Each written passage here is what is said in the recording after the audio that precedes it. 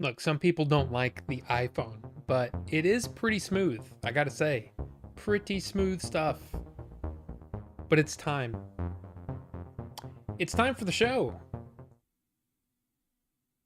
Welcome. How's it going, everybody? It's Order 42. I'm Rob. Let's get rid of that. How's it going, everybody? It's good to see you. It's good to see everybody here. It's good to be streaming. It's good to be home. I'll say that. It is good to be home. But look, we've got I don't know. Look, I'm happy that you guys are here, but I'm actually kind of surprised because I was like, I don't have a whole lot to talk about tonight. So, I do, but it's not like, oh, there's all this stuff to talk about. Beetlejuice is coming out. I'm excited for that. Other than that, gosh, it's just been, I don't know. But hey, I'm glad that you're here. But let's say hi to everybody in chat. Cosmo was first. Beat out Ninjinzu, beat out Ricky. Come on. It's good to see somebody else at the top. You know what I mean? It's just, it's not that I don't like to see those guys at the top. It's just nice to say a different name.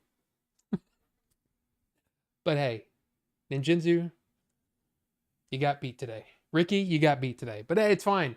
Good on you, Cosma. Good on you. But yeah, we've got, man, the Nuck is back. If there's anything to be excited about tonight, it's that we get to try a new liquid because, man, I've been nursing the same flavors for like a month and a half, waiting for this liquid to go on sale. And we got some. So we're gonna go over that. In fact, let's just do it now. Why not? So the first one, the Hot Fudge Sundae, is from a company called, or a line called Bottled Violence. But anyway, it's called Georgie, and this is a hot fudge sundae. A hot fudge sundae. Bottled Violence. The next one, look, and it's in first place right now. The Strawberry Banana Ice Cream Sandwich. And the name of the liquid is The Aliens Are Outside.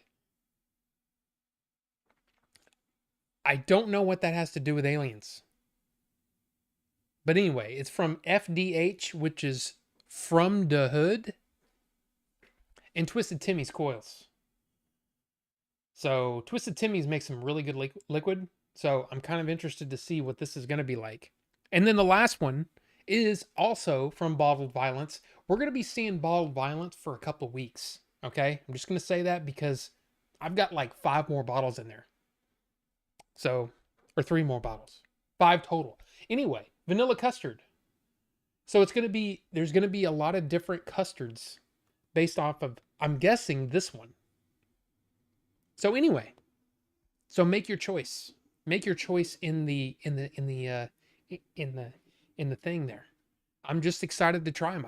There's out of the 8 bottles of liquid I got, I think 8. I've only tried 1. So I'm very excited to try them all. But anyway, so you guys, pick what you want. I'm gonna try them all anyway at some point. But yeah, Cosma, Ricky, Ninjinzu here. Pixel Phoenix, welcome. Pixel Phoenix, by the way, that's all my music. That's my music at the beginning. I used to be in a band back in my early, when was that? Was that my 20s still? Or was that 18, 19? I think it was earlier than that. No, it was. It was 18, 19 years old, 20 years old. I was doing I had a 3-piece band. I played guitar and sang, wrote the music, or wrote the lyrics. I wrote my music. And then I had a bass player, had a drummer, and one of them, in fact, my bass player went into the Marines. My drummer and I did stuff for a while, but then it was like, there's not really much for us to do, so whatever. And then I started writing music on keyboard, and that's what you heard. You heard a song that I wrote on keyboard. We were a punk band, kind of a punk Nirvana slash whatever kind of band. I'll be honest with you. I'm not I think my lyrics were pretty good, but the music was not, it didn't have any lasting thing. Anyway, doesn't matter. That's in the past. And then I started writing. I wanted to write more like Nine Inch Nails ish type stuff, but then I started writing instrumental stuff. And there's some kind of almost like electronic dance music kind of stuff, but it's also there was some there's some interesting stuff in there. But anyway, I appreciate that you like the song. I appreciate that you like that music. I mean, I wrote it back in like 98. So, it's there you go. Which is another reason why Dave and I seem to have this weird connection, you know? Because we both wrote music, both do live streams, both like video games, I guess, a little bit. But anyway, there you go. I'm happy that you like it. And the being smug thing, I don't know what that was. Again, it was more of like a, hey, like this, but then it ended up being like smug looking. And I'm like, okay, well, we're just going to go with it. So yeah, Robert Rivera, welcome. Good to see you. I said hi to, let's see, let me make sure. Pixel Phoenix, yes. Carbonite, welcome, Carbonite. Good to see you. And yeah, I am wearing my Tool shirt from, and this is from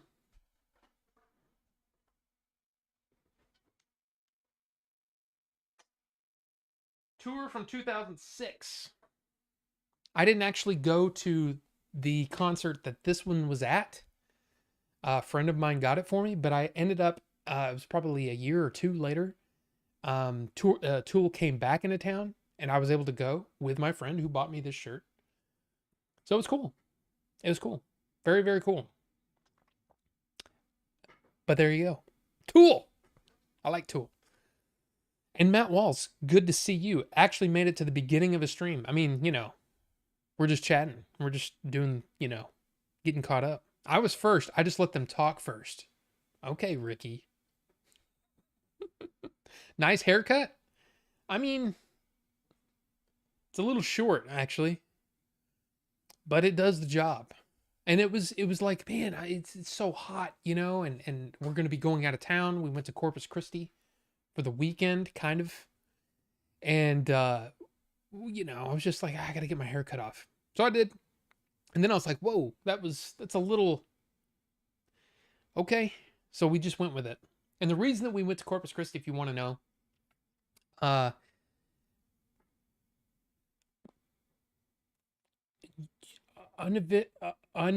unaccompanied? Is it unaccompanied? Is that what it is? Give me a second. Let me look. Is that what it's called? Unaccompanied Veterans Funeral. So yeah. So basically, it's something that my wife has been doing. Again, very talented. You've seen some of her cards over on. In fact, she sent a Game Dave card for his new baby. Welcome, Game Boy Color, Game Boy Color. I don't remember which Game Boy, but Dave and his wife had a baby. She sent him a card, but she's been sending cards to it's basically cards that veterans can send to their families, greeting cards. And then she also does she does cards for people in nursing homes so they can send cards to their families. Stuff like that. It's just kind of a cool little thing that she does. But she came across this thing, this unaccompanied veterans funerals, where again, veterans who have passed away and they don't have any family to attend their funeral. So we said, hey, let's go. Let's do it. And I was like, okay. I mean, sounds, hey, we'll take a trip to Corpus Christi. It'll be interesting. Never been to Corpus Christi. Texas is a big place. I've been up, down. Actually, Houston is the furthest south I've ever been in Texas. So it was kind of an interesting thing. We went, and that was Friday morning, and it was there was a lot of people there. Mostly, military type folks, veterans and stuff like that. But it was again, like I with my father-in-law's funeral. It was also a military funeral. And man, it is an emotional thing to be in a national cemetery like that, and you know, attend something like that. But that's why we went. So there you go. Uh that doesn't count. Okay. Shozama, welcome. I have a top over the air TV. I was just trying to help my sister find the local CBS, ABC, NBC, and Fox. It scans all the channels and shows the sub channels but hides the main ones. You have a topic. Okay, well, Shozama, we'll bring it on. Bring it on. It would be funny, as Ninjinzu says, it would be funny if they had slasher movie flavors for From to Hood. They actually had a line that was, they've had them for pinup girls. They had them for, like metal bands, and they were based off of like famous songs from metal bands. But then, in fact, we've talked about Grim Green. You know, he's a vaping YouTuber guy that I follow heavily. In fact, that's where I found this stuff. This stuff came from his stream. He said, "Hey, man, these are awesome," and blah blah blah. And that's how I've started vaping these flavors. Anyway, he had a liquid line at one point, and it was he had a liquid called Yig, YIG. Okay, Yig, and apparently that's from Guar.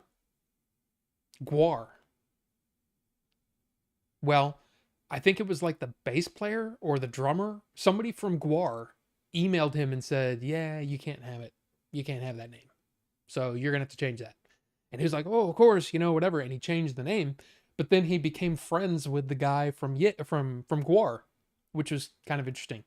So yeah, it's there's been a lot of them, and I seem to remember that there was one where it was horror movie based, but I can't remember.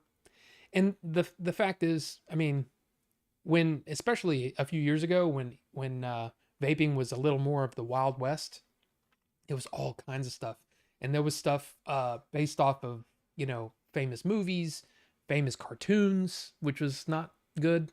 I'm surprised they didn't get shut down earlier. But now it's things have chilled out, and they're much more like, you know, hey, we're trying to be an actual product and not just try to make a quick buck, you know, because that's what it was. It was just a bunch of, you know, entrepreneurial types, you know, who said, "Oh, we can come in here and make a ton of money and then leave." Especially when they make an e-liquid that I love and they no longer make it. Anyway. But there you go. The music is fantastic. So relaxing. Well, I appreciate that, Pixel. I appreciate that. Rob's new band will be 42 Orders. Were you a raver back then? No. No, I was, you know, basically long-haired, you know, I was into rock, heavier stuff, you know. I say heavier. My main, there's a lot of Nirvana, a lot of Pearl Jam, which is again not super heavy. But then, you know, I listened to some Metallica, some Pantera, and stuff like that, Texas kind of rock and stuff like that. There were some local bands that I don't even remember that we would attend some of their shows. But no, it was more of a regular stuff. It wasn't that crazy. My band was my band was definitely more, I guess, Nirvana / Pearl Jam. And then when I got really into Nine Inch Nails, I was like, okay, that's what I really want to do. I want to do electronic stuff with guitar stuff. And we never wrote any of those songs. We never got to that because my bass player left. And he was kind of like Sean was more of, he was the drummer. He was more of the, hey, I'll show up and add stuff to what you guys do. Cool. So it was basically me and Brian that was, you know, doing this stuff. Not Brian from the Switched On show, a different Brian. In fact, I've had a few Brians in my life. But anyway, so yeah, we kind of wrote the music and stuff like that. There was one song that like Sean came in to listen to it and he goes, I don't have anything to add to that. And I'm like, what do you mean? He goes, no, that song is good with just the two of you. So I'm not gonna add any drums. And I really love that song. I wish I had a recording of it. I have a really bad recording of it on tape somewhere in this crazy place. In this crazy, there's so much stuff in here. Again, if you could see this side of the room, it's kind of nuts. Here it looks, I mean, it's busy, but at least it's orderly. This is this is a nightmare over here. But yeah. Uh but yeah, no, not a raver. Not a raver. Been addicted to that Castlevania Dominus collection lately. I have not bought it yet. Because I'm broke. I'm broke like, ew, it's crazy. That should be my profile pic. I don't know about that. I'm not a smug guy though, you know? If I was a smug guy, then maybe. But I don't know what my profile pic would be. Maybe, something goofy.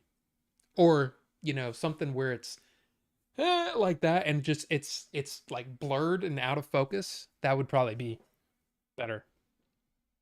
That shirt though, hell yes. That's pretty cool. I don't wear it all the time. I've been waiting to wear this because it's been so freaking hot, and this is a hot shirt. This is a very thick. It's thick, boy. It's a thick boy, and it's just hot. Well, today's high I think was like 73, which is amazing. I mean, it's been like in the 90s, upper 90s for like months now, and it's just not a shirt that I like to wear when it's hot. So it's cool to be able to wear it. I've actually been cold today, which is that's a change. So Melvor posted Billy destroyed his toilet when he was over the other day. Unfortunately, I was eating when I read that post. Yeah, I saw that as well. I did not know about that. How am I so far behind already? Wow. But yeah, welcome BC. Good to see you. And Wraith. Good to see you, Wraith. How admirable of her. You got yourself a great wife. I married well. I don't know how I landed somebody so awesome, but she's an amazing person. She really is. I have 2 of April's cards on a shelf less than 3 feet from my head right now and can confirm that she does awesome cards. Well, Bucho. I mean, here's the thing. Man. Yeah, she went above and beyond on your cards. That's just the way it is. And by the way, if you guys don't know, Bucho has been a huge supporter of this show, of me, ever since 2005, right? And Cosma as well. But Bucho and I, we did the podcast together and all that kind of stuff. And she was like, I need to send Bucho a card. So I did. And of course he also got one of the original Order 42 shirts that my dad made. My dad made those shirts. And my dad also bought this computer that we stream on every day or every week. So yeah, I had a really nice support system right at the beginning of the stream. Now nobody cares. I'm kidding. But like my dad used to come in here all the time in the stream, and he doesn't.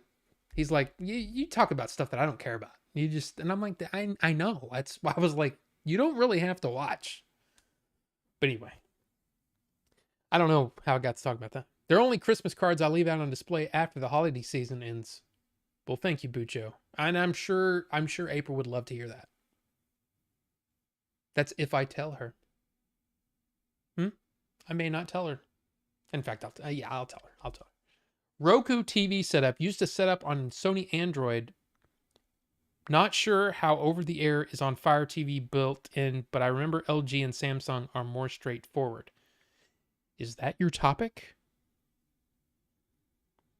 I'm not sure yes, Shozama, but I'm not sure what you're talking about. Let's see. Everybody's saying hi to each other. Hi. Apparently, Melvor hit the mosh pits back then. I didn't care for them. I rather listen to the music than being pushed around. Yeah, I mean, I did do a bit of that. I did. I mean, back then we went to concerts.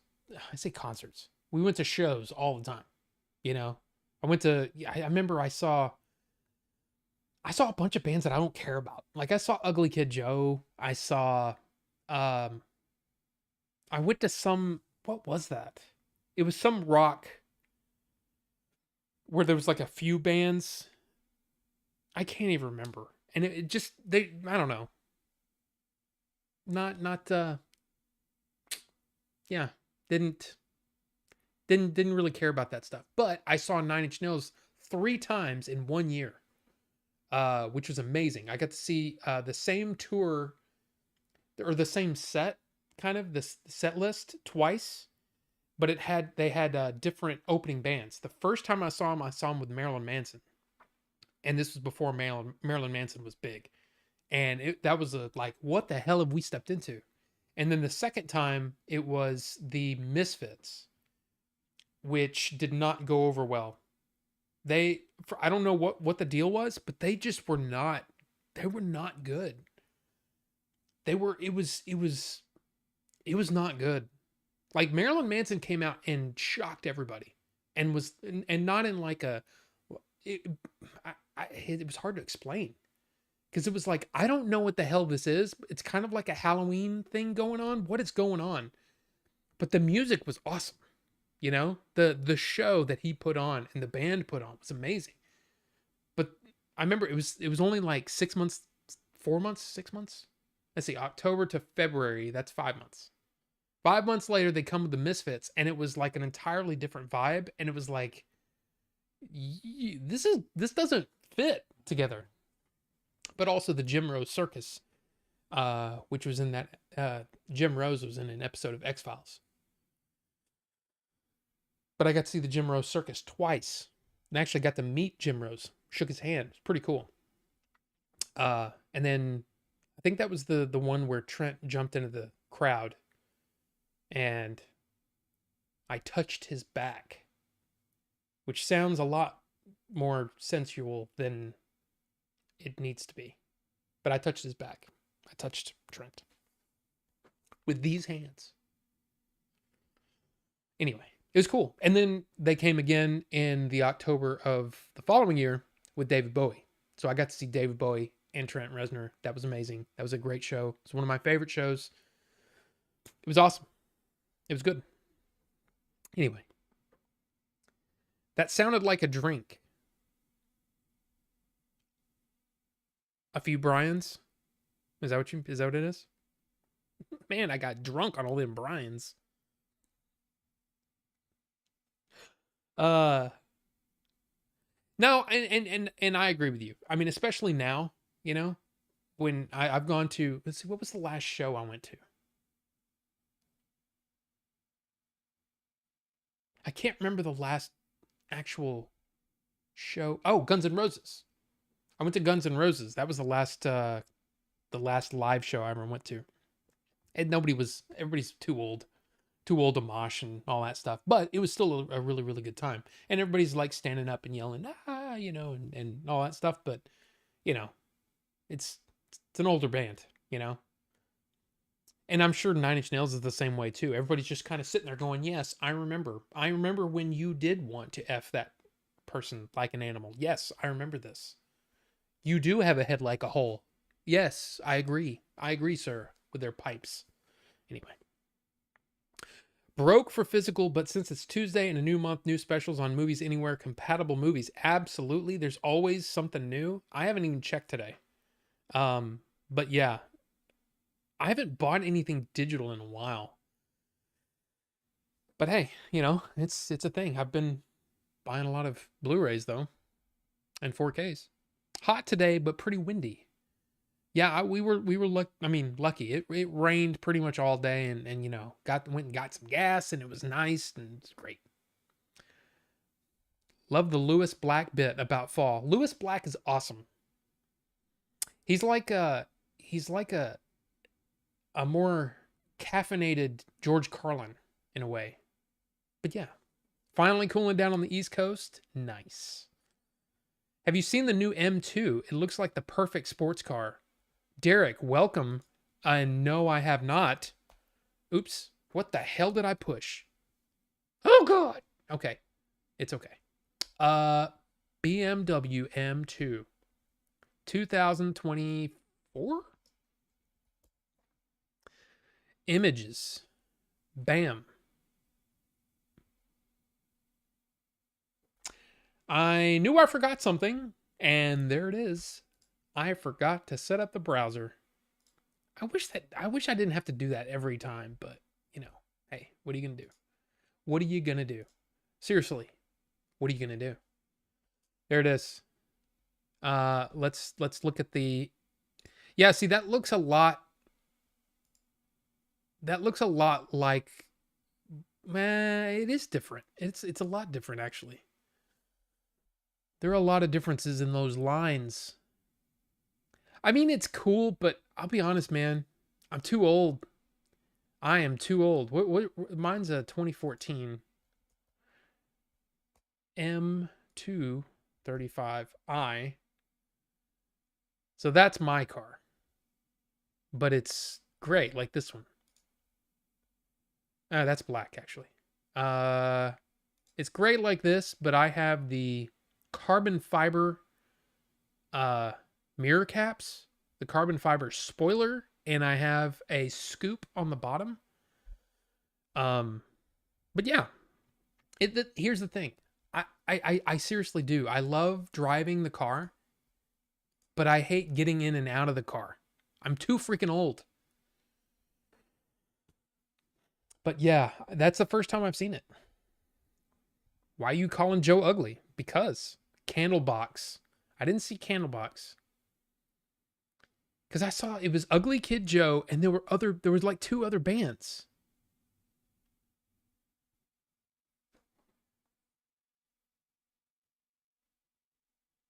Clutch. I think it was Clutch. Clutch?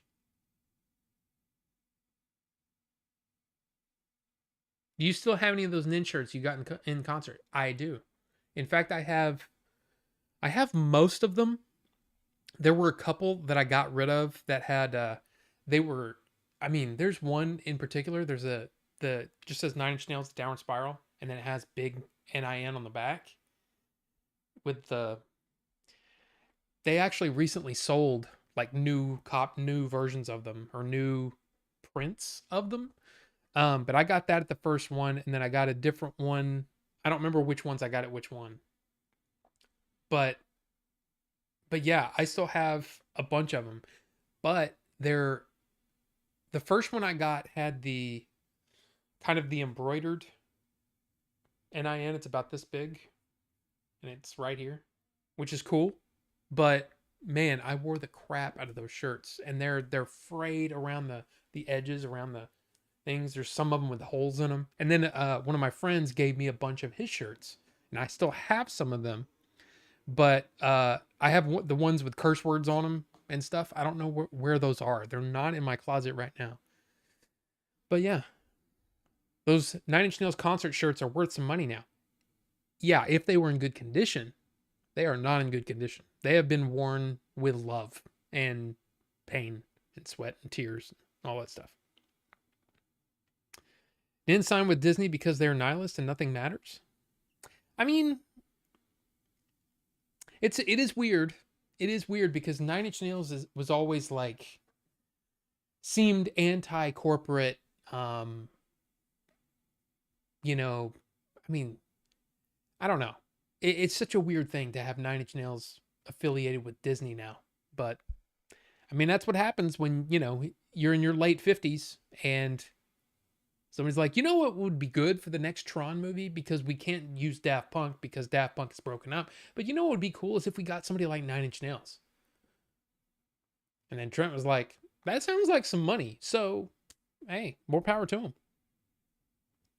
The waves Manson caused when he came out. I mean, yeah, Marilyn Manson was some, and look, there's the EP. The first one was Portrait of an American Family, and then there was the CD called Smells Like Children. There's some effed up stuff on those. Effed up stuff on those albums. And it was like I don't know. I liked them for a little bit, but then it was just like they're too weird for me. That's too no, I don't like it. So I stopped following them. And then but every now and then they would come out with a song that was like it's like really good. Like The Beautiful People is an amazing song. I mean, that song rocks. And then seeing him play it live or seeing him sing it live, wow. The dude was an entertainer, but he's also a nut job and crazy and no telling what else he was into. So, the Sweet Dream song, yeah. I touched his butt, Rob.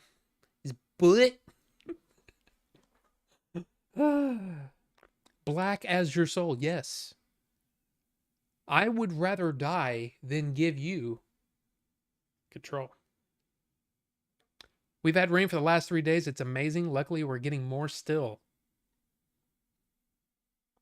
Yeah, and yeah, the M235 is nice, but man, I really want something, you know. I was thinking about something like uh what did I see the other day that was so nice? I think it was an Infinity. But it was an Infinity like crossover. And I like that. Actually, you know, I'd drive a Mini. I really would. I know a lot of people are like, oh, those are like little clown cars. April hates the Minis, the Mini Coopers. But I love them. They're so much fun. They're like a BMW, but small and tiny, and they drive like go-karts. They're so much fun. But I don't know. '06 IS 250, but I still want a 300 series or 235, or if I want a 318 Ti, those are a lot of numbers. OG 200i, you with your Lexuses, Lexuses, yeah. Nah, people would buy them used. Rufus, welcome. You think people would buy my Nine Inch Nail shirts? I couldn't get rid of those. They're part of my. They're part of my. I don't know. They're a thing. I can't get rid of this. I can't get rid of this. No. Further down the spiral, further. Wait, what is it called? Is it Further Down the Spiral? Was your first CD really? That's interesting. Yeah, Beautiful People is a jam for sure. Rob, new Chasing the Unknown roundtable reviewing Lou Elizondo's work. I would love to, but I don't know if you know this about the boys, but they don't read. No, in all seriousness, I would love to. We got to get all the guys together, and because the studio is not in the best shape still, at least as far as I know. Yeah, I don't know when we're gonna do stuff. I would love to. In fact, I even offered. I'm like, guys, I have, you know, if we can get some mics together, I have an area like it's just me and my wife here, you know, and she can, you know, f off and do something else. You know, go to her room or go look at something. You know, while we come over here, we can do the show here. A lot of room. It's perfect. It's wide. You know, there's no dogs, no cats, no kids. But excuse me. But they don't want to come out here. And you might be wondering, Rob, why no tea? Well, I had a vanilla Coke earlier. So there you go. 2025 4Runner. Let me see. Oops. 2025 4Runner. Toyota, huh?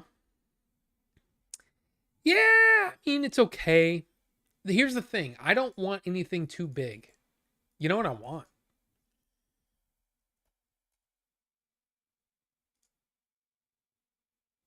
Not that one. Where's the cool one? Where's the cool one? Yeah, like something like that. Yeah. But I'm broke. So yeah. And it's not like I make a steady paycheck here. So it's hard to even think about new cars and stuff. See, that's why I'm like I told my dad, I'm like, "Can you just quit screwing around and win the lottery, please?"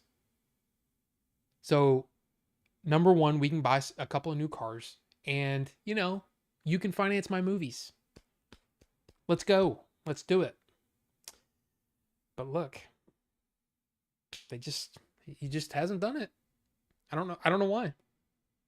But here's the thing, when it comes going back to chasing the unknown, I would love to do whatever those guys want to do, with podcasting, with whether it's on the Game Chasers channel, whether it's its own new thing, whatever. I would love to be a part of it, would love to help and get them out there, because here's at least in my opinion, part of the joy of the Game Chasers is not just chasing games. It's the fact that those guys together, and yeah, if you want to include me in that, sure, but those guys together, Melvor, uh Chris, all those guys, there it's the way each one they play, everybody plays off of each other so well that it's such an amazing thing to listen to, and you could sit there and talk about anything and people will listen. So I don't know why we're not doing that. We should be doing that. And yeah, and in a way I kind of get, at least from Billy's point of view, because he's built the Game Chasers channel and they have uh this audience. They would have to start over on a new, especially if said, hey, we're just going to do podcasts or whatever. I still think that's something that I think there's a lot of great content can come out of that. And yeah, there's going to be the crossover from the Game Chasers, but if they did it in a way that could get that new audience, I think it could be really big. But I don't know, man. I don't know.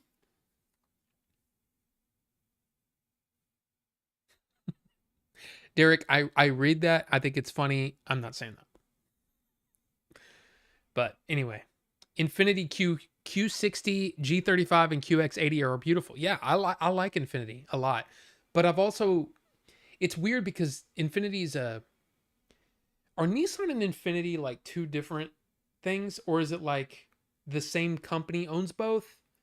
Because isn't it like Volkswagen and Audi, and BMW and Mini, and you know, where it's like a sub, or not a sub brand, but like an alternate brand of the same company?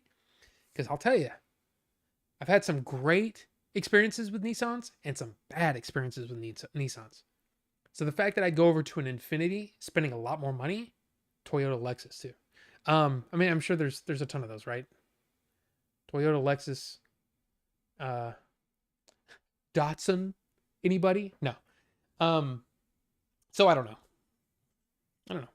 I would buy a Ratty Nin shirt if the price was right, but I bet it's worth more to you.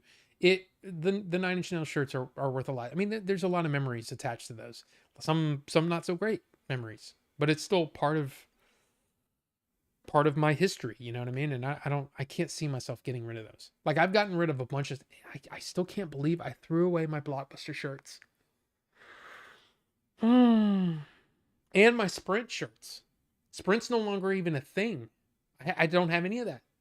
Just got rid of it. Basically, when I got sick, I said to my wife and my dad, who was here, I said, "Look, I feel like I need to clean some stuff because there's a bunch of just junk. So would you help me do that?" And they're like, "Yeah."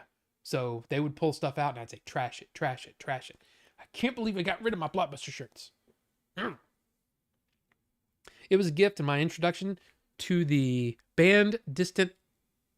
Oh, to the band Distant Ant Christmas gift. Didn't have a CD player. Still remember Hey Piggy Pig, Pig Pig. Haven't listened to it as an adult. Yeah, further down is much more for the people that, love the Downward Spiral and they want some remixes and alternate takes and stuff like that. There's actually one that I have. It's the vinyl. I have it up here, but it's not easy to get to. But it's the special edition with a bunch of extra stuff too. Which is kind of cool. Telling muffin hands to F off. I mean, you know what I mean. Not like really F off, but more like, hey, go find something to do.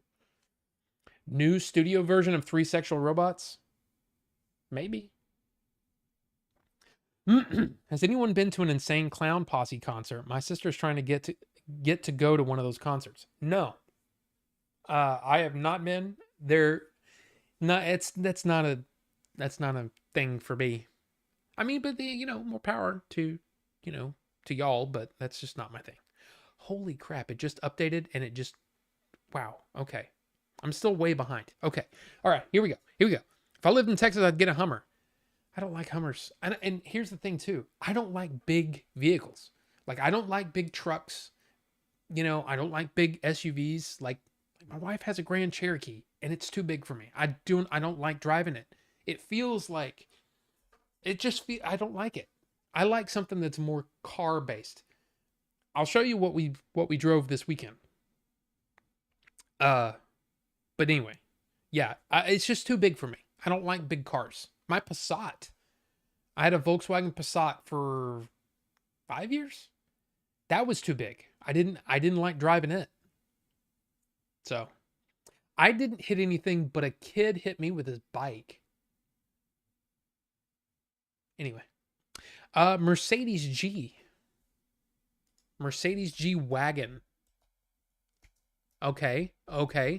I'm listening. Because I'll tell you this. I drove a...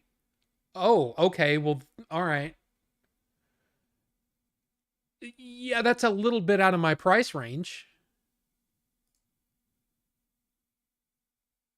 Oh my... Okay. Okay, that's a 2015.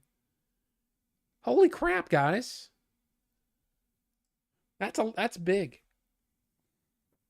Excited for the Tundra recalls. Whole engine seized up for the new Tundras. Wow. And Range Rovers are cool. They are cool. Toyota Tundra. Range Rovers are for the Golden God. I don't know what that means. Is that a good thing? Bad thing? My dad is driving the new 24 F-150. That thing is beautiful. Well, here's the thing though. I don't like trucks. I just don't like them. Never have. It's just not my thing. Not my thing. If I could drive a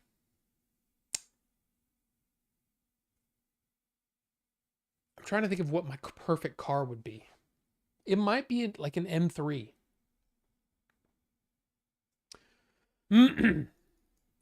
Or whatever. Yeah. I'd love to get an M3. I would. It's a bigger car, a little bigger, but it's got 4 doors and it's not on the freaking ground. But again, that's a lot of freaking money. That's a 330i. I was like, why is that one so cheap? But yeah, but that's the other thing. I hate the new front end. The new grill looks stupid to me. It looks so bad. I can't stand them. But anyway. I just want a new vehicle with a normal gear shift. Yeah. The car that we drove this weekend, all the shifters was down here in the console. Like right below the radio and air conditioner. There are buttons for that. I did not like that. No. GMC, stop it. Just stop it right now.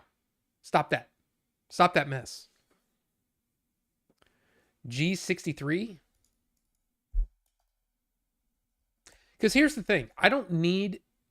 is it G63?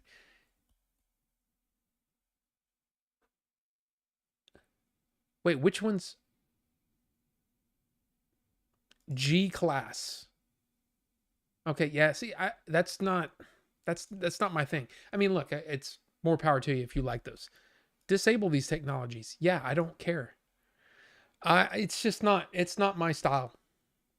It's not my style. You know. But hey, it's all right. It's all good. We all like other things. It's fine. Dude, every time I click over there, it's like I have to click back to get to the freaking chat. Whistling Diesel? I'm a big fan of the shenanigans on Jay's channel. Which shenanigans?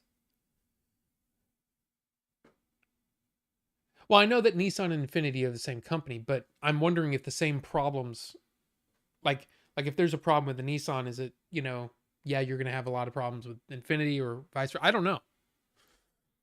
Acura to Honda, yes. Forgot about that one. Datsun 280. Nissan Z. Oh my god, it keeps updating, and then I don't know why it didn't just. Did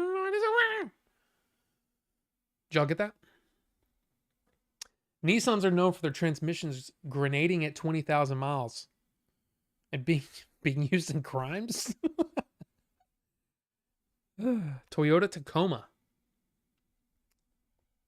Datsun were so punk rock, that plaid interior. Honda, Acura, BMW Mini, Nissan Infiniti, Chevy, GMC, Buick, Cadillac, Toyota, Lexus, and more. That's what I was going to say.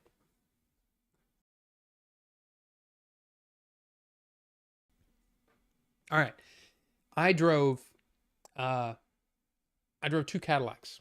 And this is not the Cadillac that I drove back before in our last trip. I drove the CTSV and the CTSV wagon. And the CTSV wagon is, man, I loved that thing. Again, way too expensive for me. Way too out of my price range. But wow. Wow. Great stuff. Cadillac is top tier stuff. Really like it. Never owned one, but I have driven a few. Awesome. I'm with you. I prefer cars. Yeah, Derek. I'm just more of a car guy. But a lot of the good thing about the crossovers is that they feel like cars, and they have the same sort of handling as cars. The Jeeps, once you get to the Grand Cherokees, it feels like it's gonna tip over, and I just don't like that feeling. I don't feel like I have the control. A Passat is too small for you? Too big for me. Did I say too small? Passat was big, and I didn't like it. I had a Jetta before. Jetta was nice. Love my Jetta. Those AMG wagons are huge. Just sell your house. Oh, okay. Well, there you go.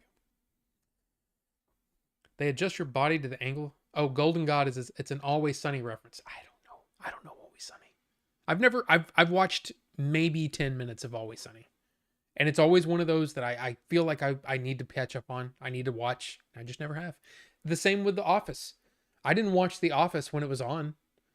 I bought The Office basically blind and then watched the whole series and loved it. It was great.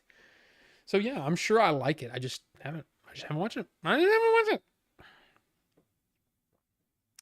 Talking to my dad via text is so strange. I just made him tell me my middle name to prove he wasn't a bot or hacked. What? GMC Cyclone. Why is my chat being all stupid? Why are you being so stupid? How are we doing in the poll? Oh, okay. 46% for the strawberry banana ice cream sandwich, also known as the aliens are outside. 31% for bottled violence Georgie, which is the hot fudge sundae. And 23% for bottled violence vanilla custard. Again, if you don't vote today, you don't get to vote. So you got to do it. You got to vote. Vote, vote, vote, vote. I mean, this is the only time I'm really going to be talking about voting. You know what I'm saying? Like, you need to vote. So I know which one to try. Anyway.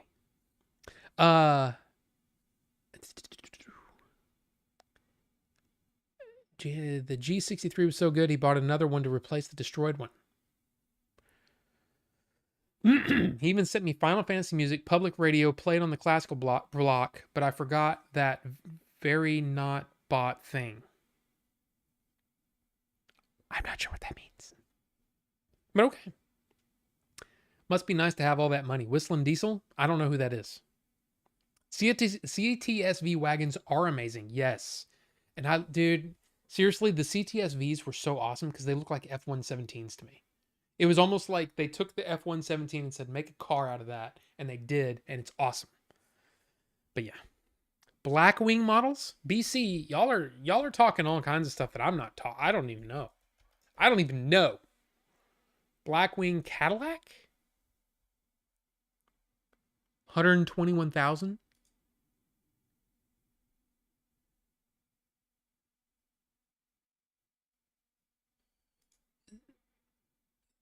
Why does that say CT5B? I mean, that's a nice looking car though.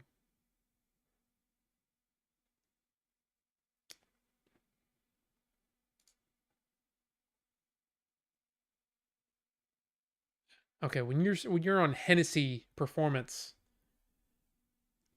Jeez. I just did, Ricky. Dang it. Come on. Mazda CX-50 or CX-30. Okay. CX-50.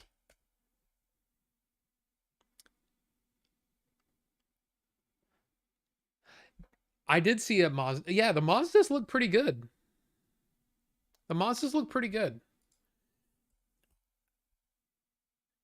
And I mean, they don't seem to be that expensive.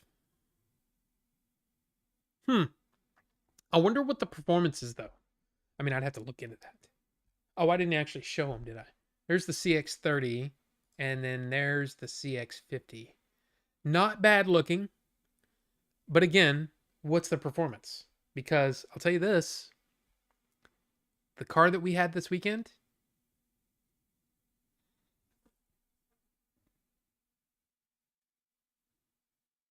Hennessy Performance is just down the road from you. Oh, I know. But that's expensive stuff. Okay. I want to get to talk because we can talk cars all day long, okay?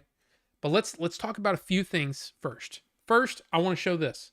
Bam. Slow Horses, Apple TV Plus. This starts tomorrow. Season 4. If you haven't seen Slow Horses, give it a shot. It may not be for everybody, but it's Gary Oldman and he's unhinged and it's kind of awesome.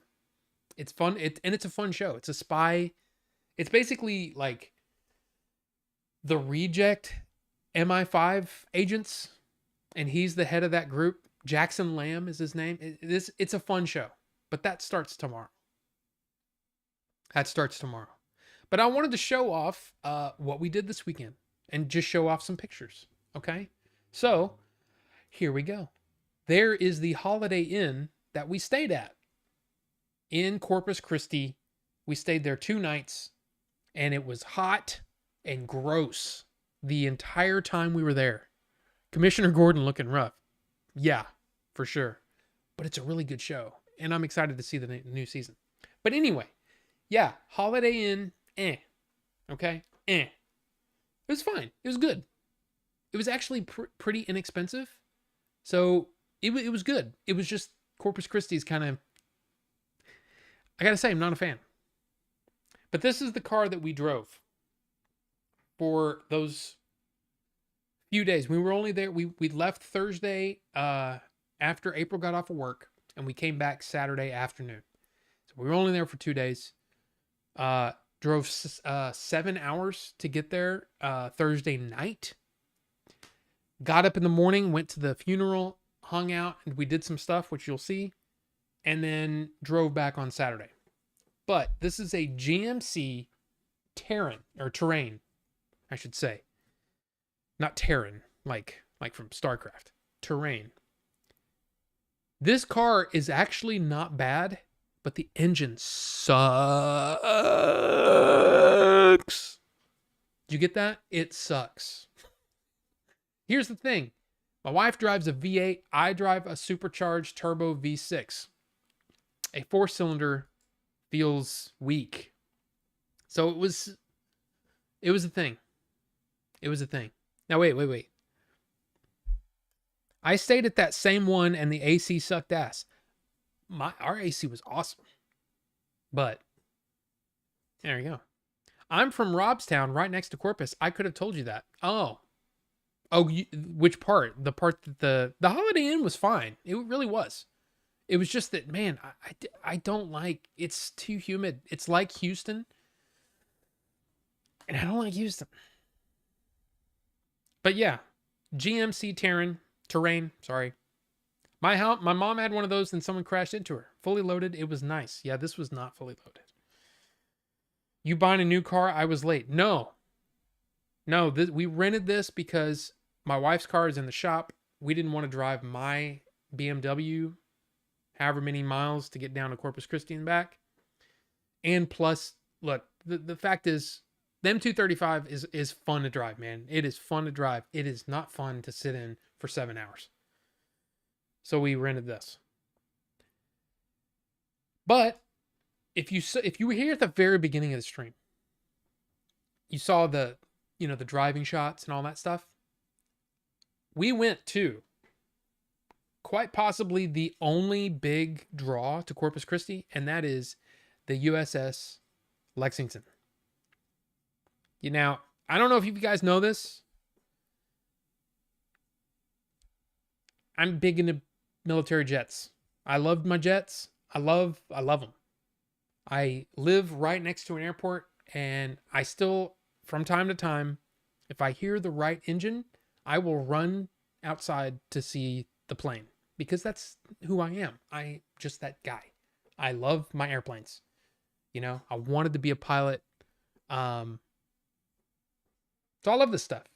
And that is by the way, the jet in front there, that is the A4 Skyhawk, which is the original blue. Well, I said the original. One of the original Blue Angels. Of course, now they have the F-18. FA-18, if you're nasty. But yeah, so the A4 Skyhawk was the first time that I ever saw the Blue Angels. They were the A4s. So I loved the A4s. So it was really cool to see this. Very, very, very cool. Very cool. But then, we go up there. And, it's freaking cool, man. I've never been on an aircraft carrier before. So it was really freaking cool.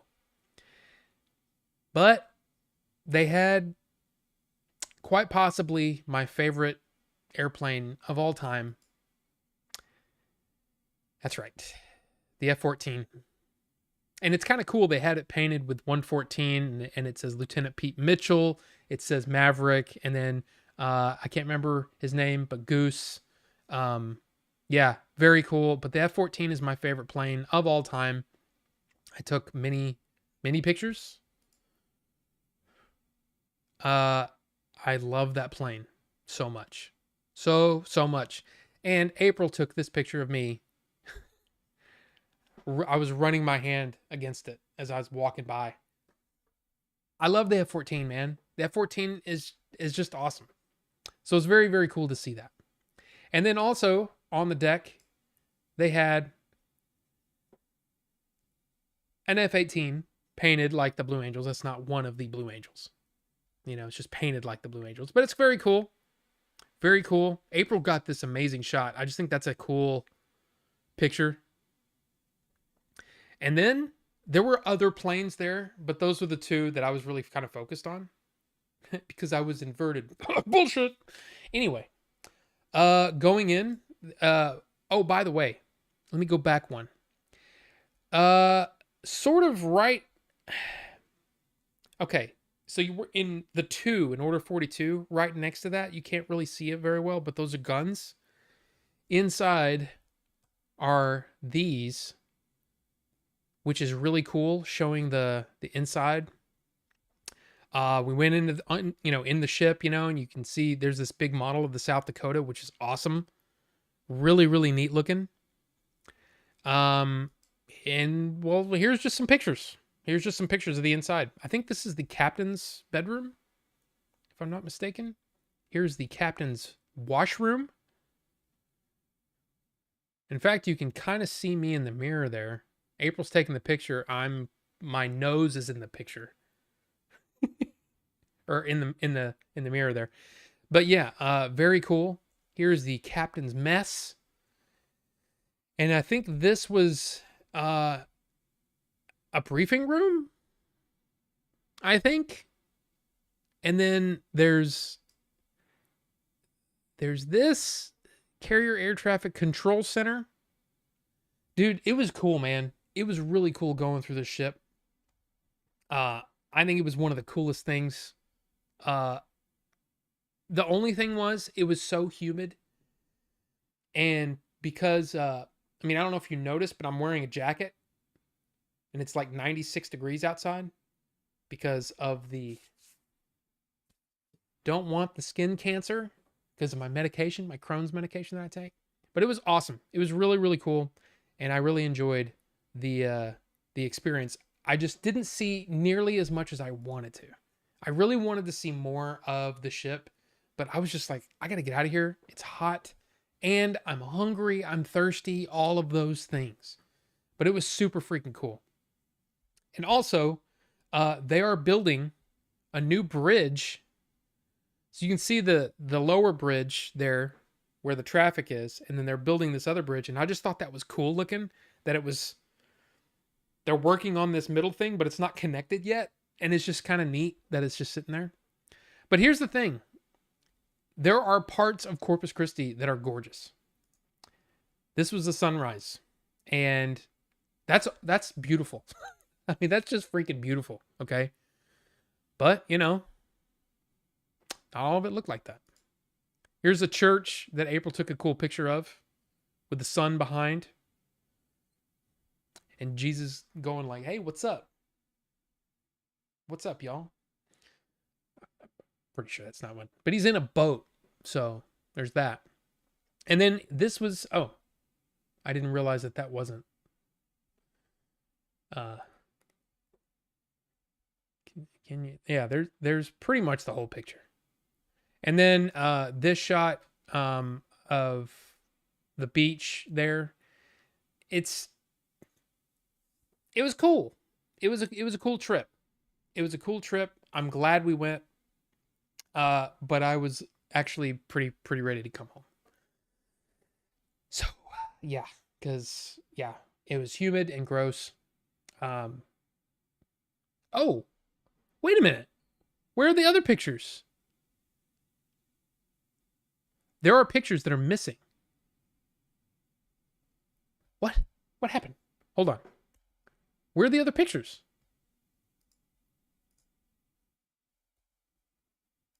Because I will say, they have one cool thing that I was like, here, hold on, let me get them set up here.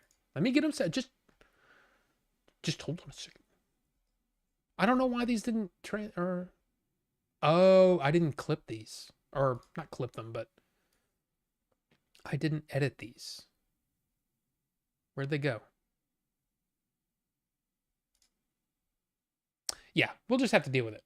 So they have one of the coolest Whataburgers I've ever seen in my life. And I asked them about it and they said, yeah, this is one of the flagship Whataburgers. There's not another Whataburger like this. It says Whataburger by the Bay and it has 2 floors. Did you see that? 2 floors. And I went up there and it was super cool. They have their own drink machine is upstairs. And you can sit in it. It's just freaking cool. I just thought that was neat. I just thought that was really cool. But yeah, man, it was just freaking hot, dude. And it's just too much. It's too much for, especially when I have to wear stupid, long sleeve stuff. You know what I mean? It just kind of sucks. So, but anyway, there you go. I got to see the Lexington. In fact, we had already planned to do that, and I texted Jay because Jay apparently lived in Corpus Christi. Jay and his brothers and his family lived in Corpus for a time. And I said, is there anything that we should go see? Like, is there something that's like, oh, dude, you got to do the thing, you know? And he said, go to the ship. And I'm like, okay, well, we're already planning to do that. So, but there you go. If you're ever in Southern California, you should check out the Midway Museum in San Diego. It's right across the bay from the North Island Naval Base. Jody, hi, Jody. How's it going? I would love that. I would absolutely, absolutely, absolutely love that. In fact, I've never been to San Diego. I've been to San Francisco, and basically we started in, I think we flew into San Jose, right? And then we had a meeting in,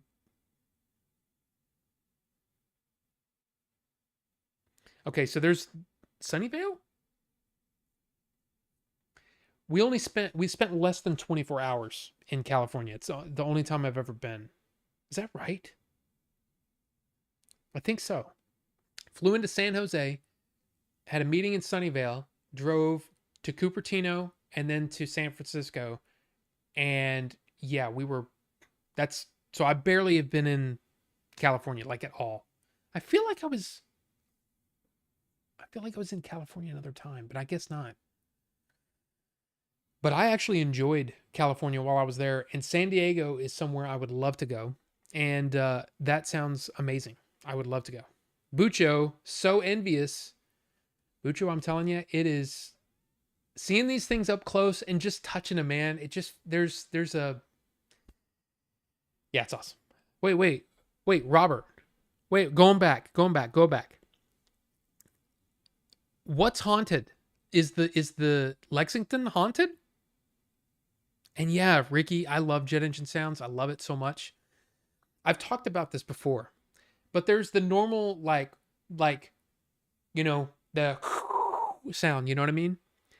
But there's another sound when the sound of the thrust hasn't caught up yet, and it's the sound of the actual turbine, and it sounds like a like that and then followed by the I love that sound. I love that sound so much. It's so great. And every now and then I get to hear it in my own house, which is great. But I will say, sometimes living next to an airport, it's funny, you can't hear that. But I think that was a trainer. I think that was a T-38 that just flew over. There's tons of trainers. And it's also, there's a lot of Amazon planes come in. And Amazon and FedEx. And this apparently is also American Airlines does some work out at this airport. So there's constant air traffic come through.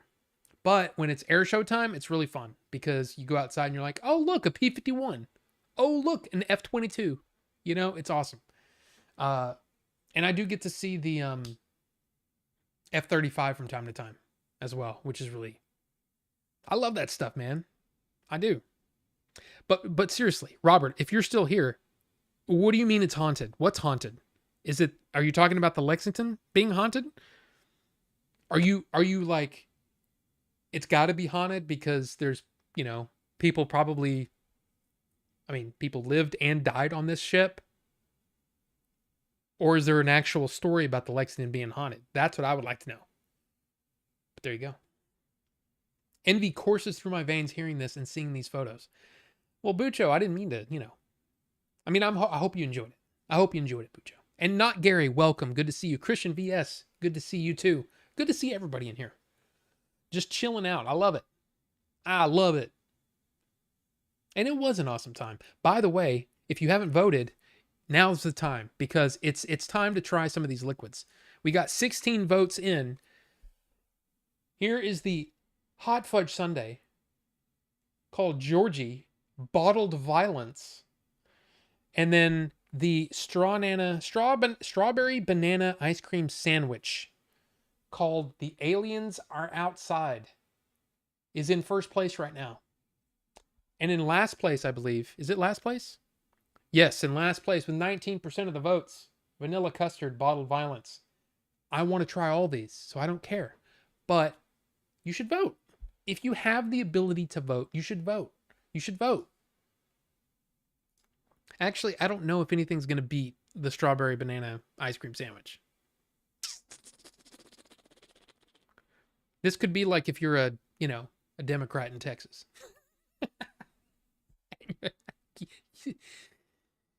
Sorry. Yeah. Yeah. But yeah, it was fun. It was a fun time, but it was also very hot. So I'll just say that. I enjoyed my time there. Okay, is the chat updating? Because it seems to be doing silly stuff. Can I? Oh, it did. Okay. That will do that. But I'm now off of top chat. Get off of top chat. I didn't open freaking Firefox. Get the hell out of here. Yes, sir. No, it's haunted. Everybody in the area knows that it's haunted. Interesting. I didn't notice anything strange there. I will say that. But I wish I would have known that before and known if there were other places to go to find said ghosts or hauntings. Because here's the thing. When it comes to UFOs, when it comes to aliens, UAP, all that stuff, right? I'm a pretty big believer, okay? I believe they're there. I think it's just a matter of time. Mathematically, it doesn't make sense that we're the only thing in the universe. It's just the way that's what I think. But when it comes to ghosts, I don't buy it. I'm sorry. I just don't buy it. But I would love to be proved wrong. Okay? Because I'm not like, the government, or I'm not like a lot of people that try to argue things on, social media. I love to learn. I love to grow as a person. And if that means that I have to be proven wrong and say, nope, ghosts do exist and here you go, I would be completely happy with that. Like, completely happy. So I kind of wish I'd known that beforehand, because I would have been looking like, where are the ghosts? Where are the ghosts? Are there any aliens? Probably no aliens on the show. But that's the way I am. I'm like a sponge. I love to be proven wrong. Because I grow, because I learn. Hey Rob, that was a dumbass thing you just said. Oh really? Why? And then they explain it and I go, "Oh. Cheers. I learned something today."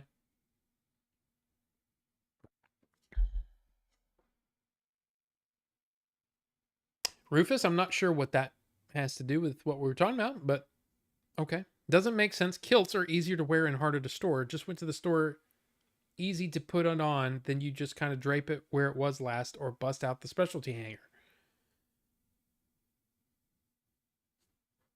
Okay then.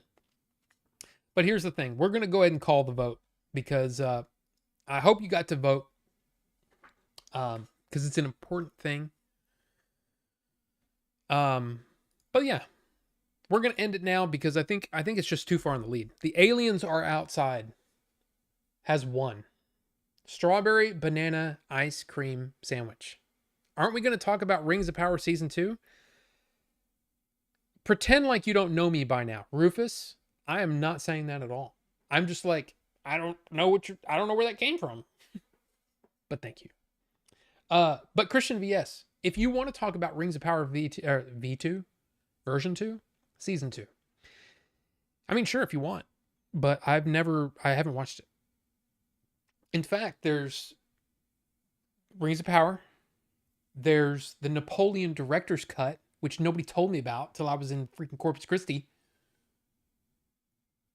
Hey, Ridley, what the hell, dude? You should have told me. I would have watched it before I left. I still haven't watched it. I got back Saturday night. I could have watched it. I still haven't watched it. And Terminator Zero. I haven't watched any of that stuff. So, hey, if any of you have seen any of those programs? What is this, the 1940s? Did you watch that cracking program this weekend? Yeah, let me know what you've watched, what you've seen, anything new that you've seen. Bring it, dude. I want to hear about it because I haven't watched a whole lot. And I've been, in Corpus Christi. But look, here you go. While I'm getting this set up, make sure to type in your feelings of these programs. But here is what it's going on. This is the same Asgard version 2, the Asgard Mini that you have seen before. Dual coil, beautiful wick job. Wick job. Anyway, that's right. That's right, Cosma. It is time for the Nuck. We haven't done a Nuck in a long time. It's time. And I'm very excited about this because this sounds great. But it also sounds like it could be a lot. So you got strawberry banana, ice cream, sandwich. Like, what's the sandwich going to be? Is it going to be like a golden cookie? Is it strawberry banana ice cream? Is it strawberries and banana in vanilla ice cream with a freaking golden cookie on the outside? I don't know. I don't know what it is. Nuck it all. No. All right. So there you go. Okay. It's spitting out the top. Okay. Okay. That okay. I don't really need to nuck that much, but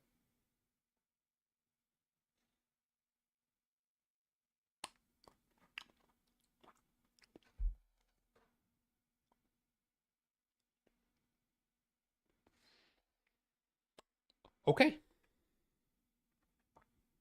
Okay.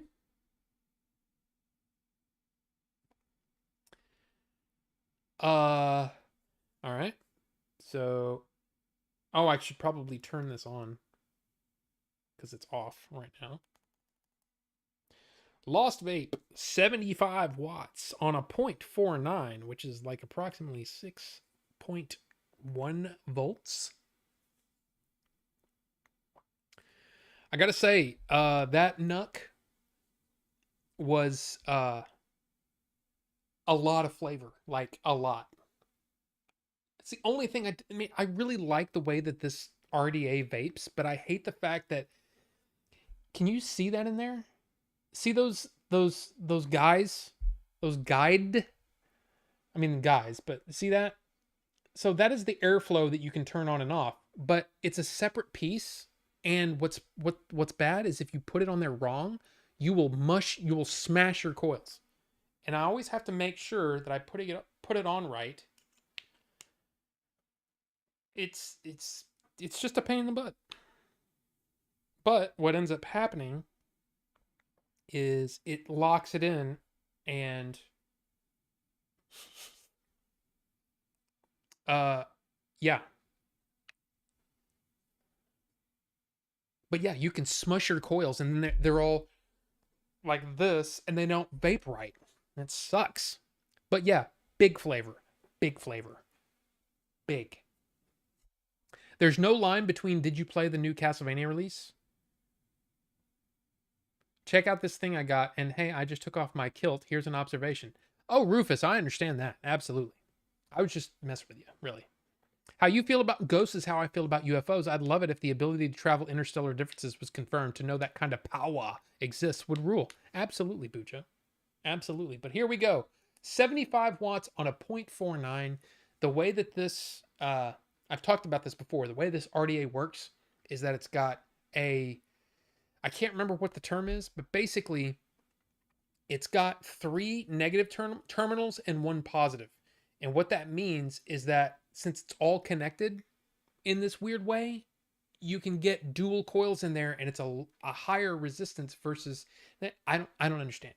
I don't understand it. All I know is I built it. It's good. So here we go. 75 watts. First taste of The Aliens Are Outside by FDH. It's not freaking. There you go. Let's give it a shot.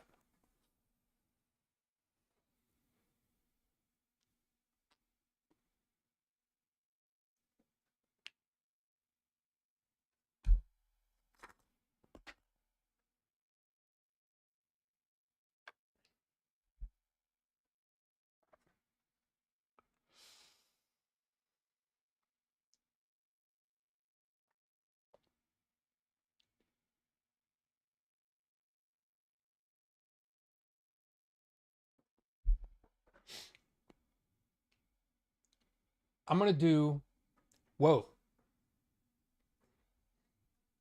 3 milligram. I just got like a buzz. You want to see clouds? I just turned off the fan. I'm gonna do one with the fan off, so you can see. Now that the liquid's in there, I can do one good one, and then I have to stop because the smoke alarm will go off.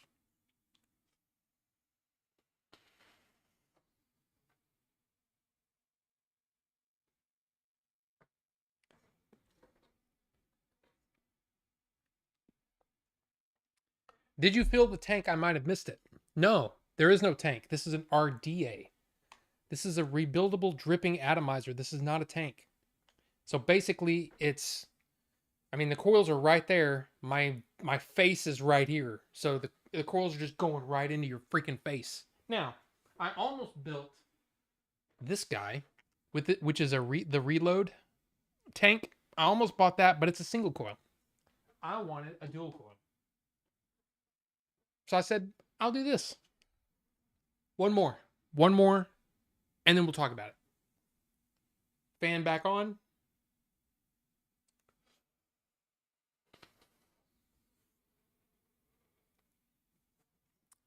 Okay.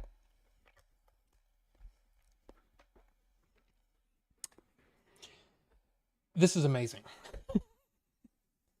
This is a great, great, great liquid. I'm actually trying to think. Okay, if I take this off.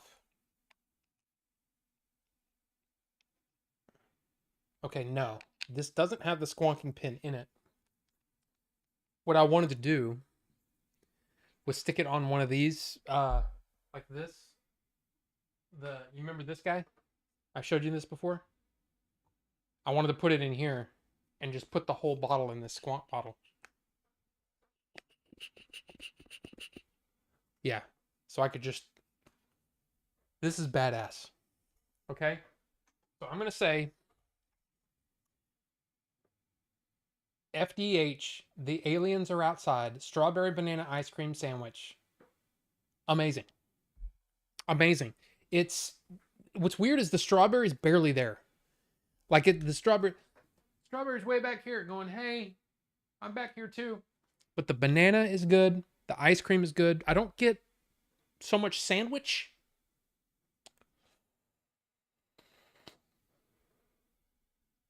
But it is creamy.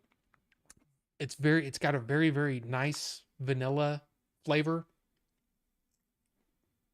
This is a good one, guys. This is a good one. Now, I just want to pimp out a little bit the company that I got this from. Steel Valley Vapors.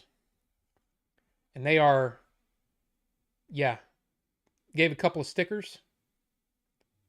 I didn't think I was going to get these until next week. I ordered all this. I ordered all these liquids on Friday, and they came today.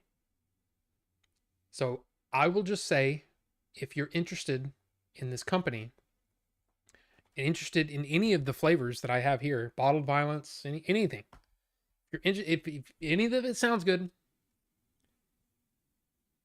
do a little Google search.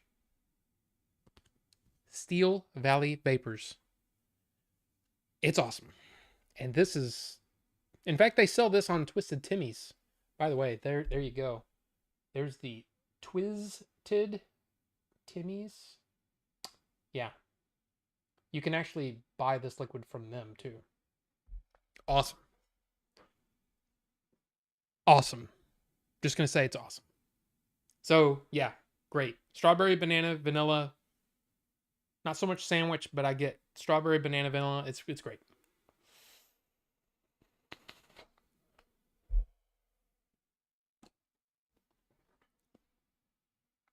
Very good.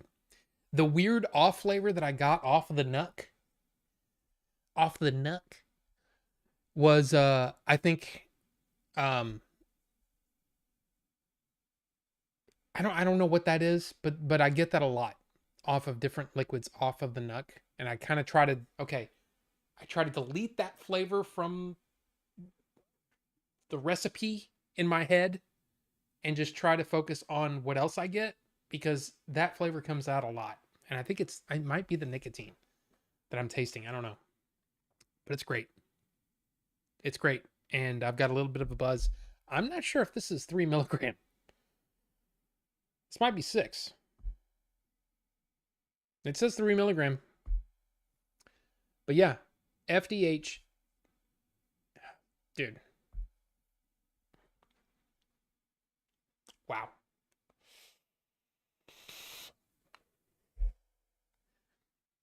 $75 watts at 0.18. And that's typical, right? But with this, what this should be is a point. You have to divide that by 4.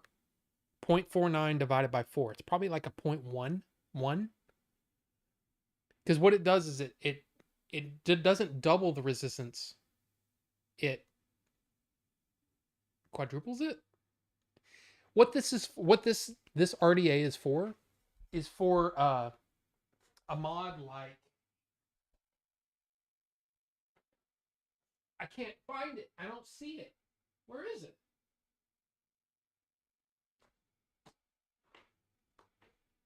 Oh. I've shown this one off before. This one, which is, this is a series mod, but it's all mechanical. So with a series mod, your minimum resistance should be a 0.4, because it's straight 9 point, or was it 4.2 to 8.4 volts or whatever, straight to battery. So you want to, and because of Ohm's law and all that kind of stuff, you don't want below a 0.4 to be safe. You don't want to below a 0.4, maybe 0.3, but you don't want to be on a series mechanical. You do not want anything lower than that.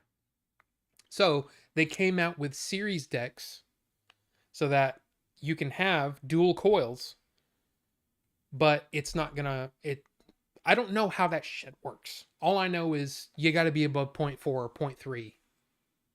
0.3 if you're really pushing it, if you have good batteries, but you don't want to be below a 0.4 typically on a series mech. And that's why I bought this series mech last year and this series deck last year, so I could do that and test it. It's great. It is.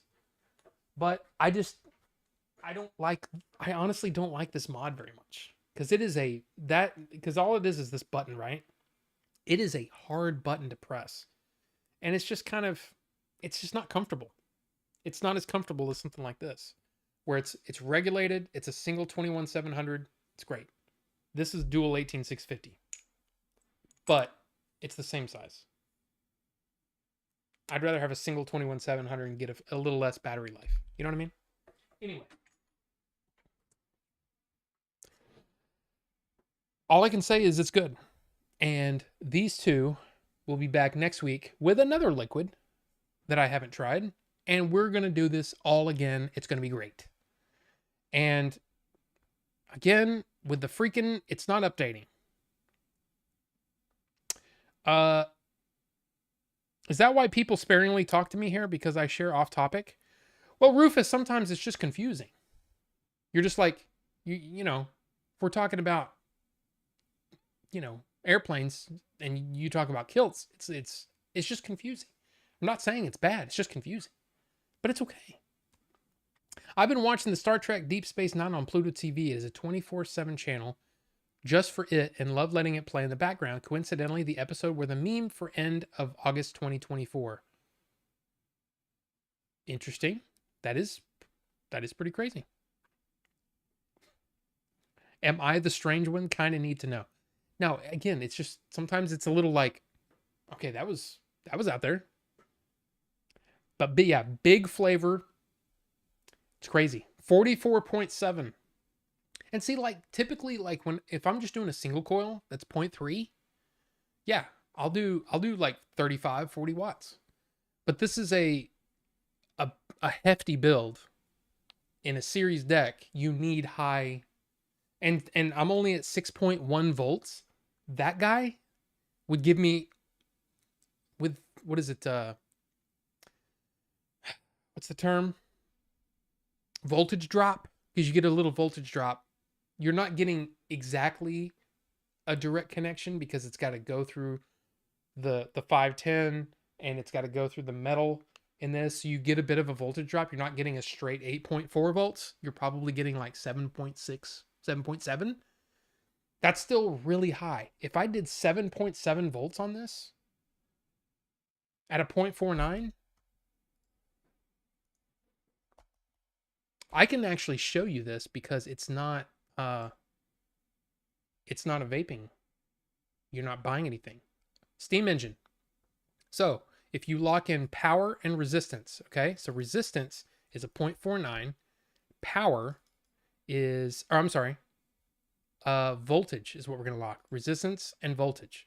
If I put 7.7 volts, I'm getting 121 watts. So, Ricky, you've got a 0.18 at 75 watts. You're only getting 3.67 volts, which is totally safe, and 20 amps. So like if you were using 20 amps is pretty high actually. But if you're using a regulated mod, you don't have that problem because it won't let you go over the amp limit and all that kind of stuff. If you're using a regulated mod, you're okay.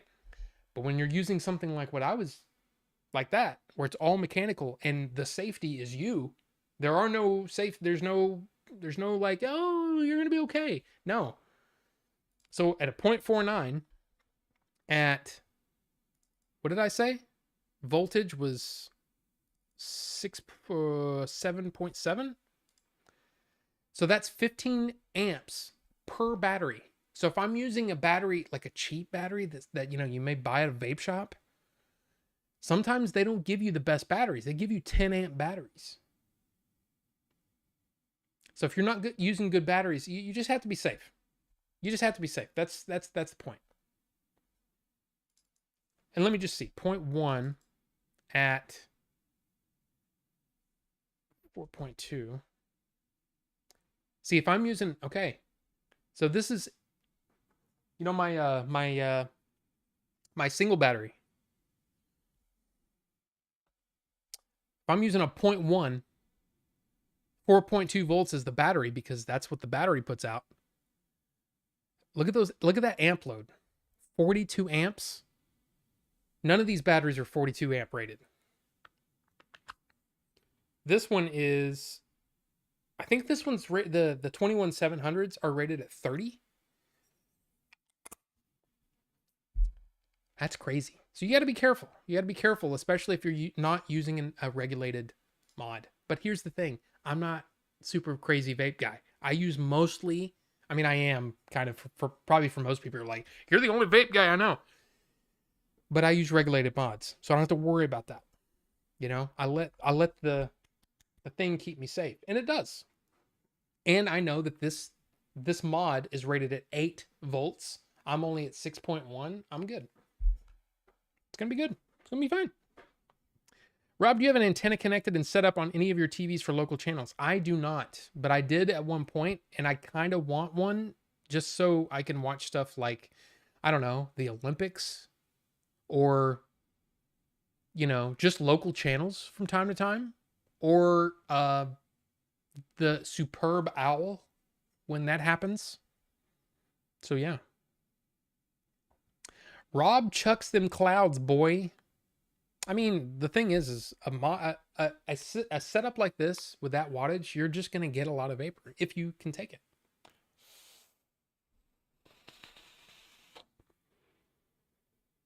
Which I can. Man. Very tasty. Rob became an M14. Never use it, but local things happen, and I wish I had one, like a tornado a couple years ago. I've used it to watch old Tim Allen in some show once. Yeah. You need to start building again? Yeah. Building's fun. And yeah, there are still a few good vape channels left. Mike Vapes, Grim Green, the Vaping Bogan. If you're into high end stuff, like this stuff that I showed, like that. You're into high end stuff. Mark Todd, Todd's Reviews. He's from he's Scottish, and he's pretty great. In fact, I was watching him the other day, and remember the one that I showed off, the blue one that I have? It's in there.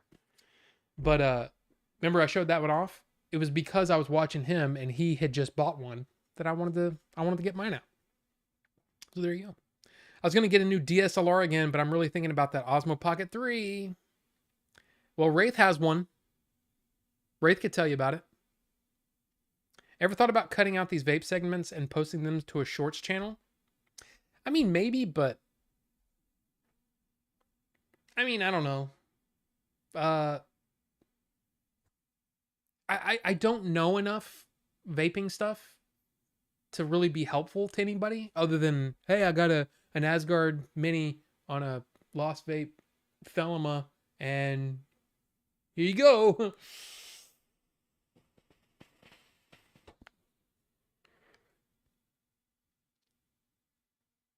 Damn, that is tasty. But I mean, other than that, what, you know,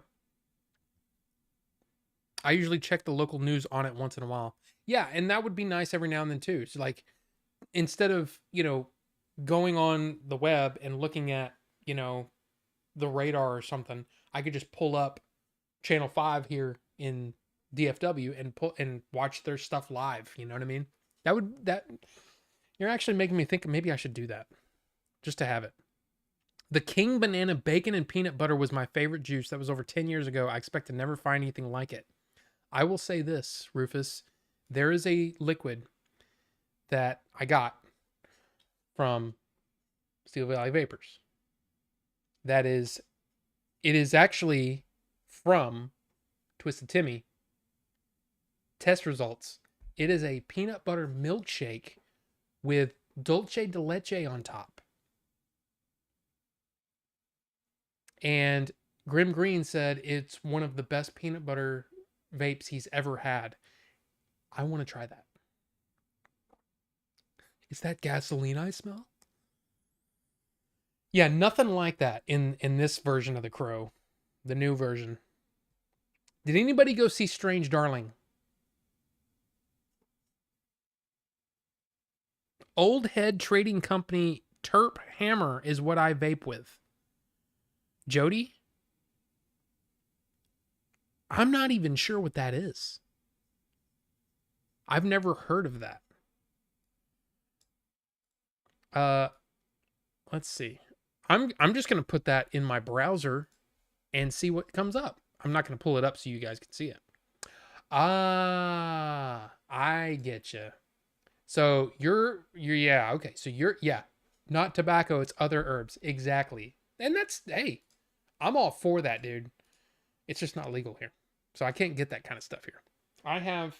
Where's mine?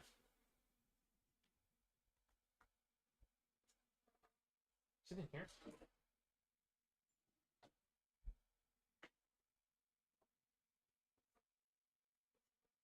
I feel like Ace Ventura in the first one when he's looking at the camera and he's all doing that. Where did I put it? Is it in here?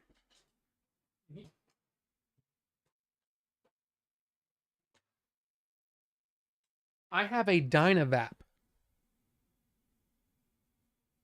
I have a Dynavap. And the problem is I don't have any actual herbs to use it with. And like I said, I just don't know where it is. I haven't used I used it to get some of the the Delta 8 crap or whatever that's available in Texas, and I didn't like it.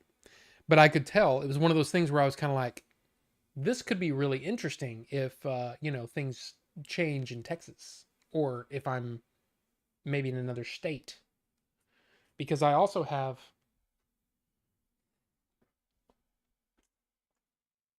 when I was, oh, of course, California, Ontario. I went to Ontario. Duh. Because I got this.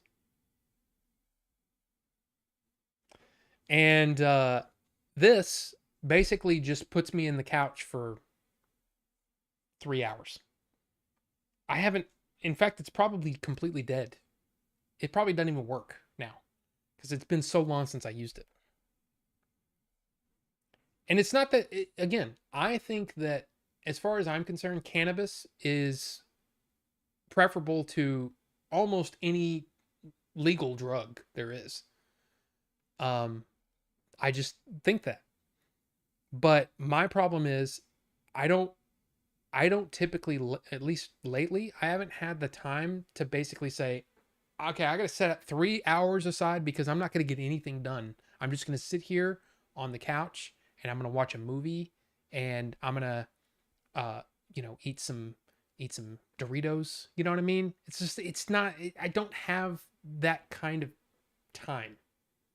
And you probably could say, yeah, everybody's got that kind of time. Yeah, but I'm, yeah, no. So I haven't done it very much. But yeah, exactly, man, Jody. Again, I would love to do that. I would love to be able to do that from time to time.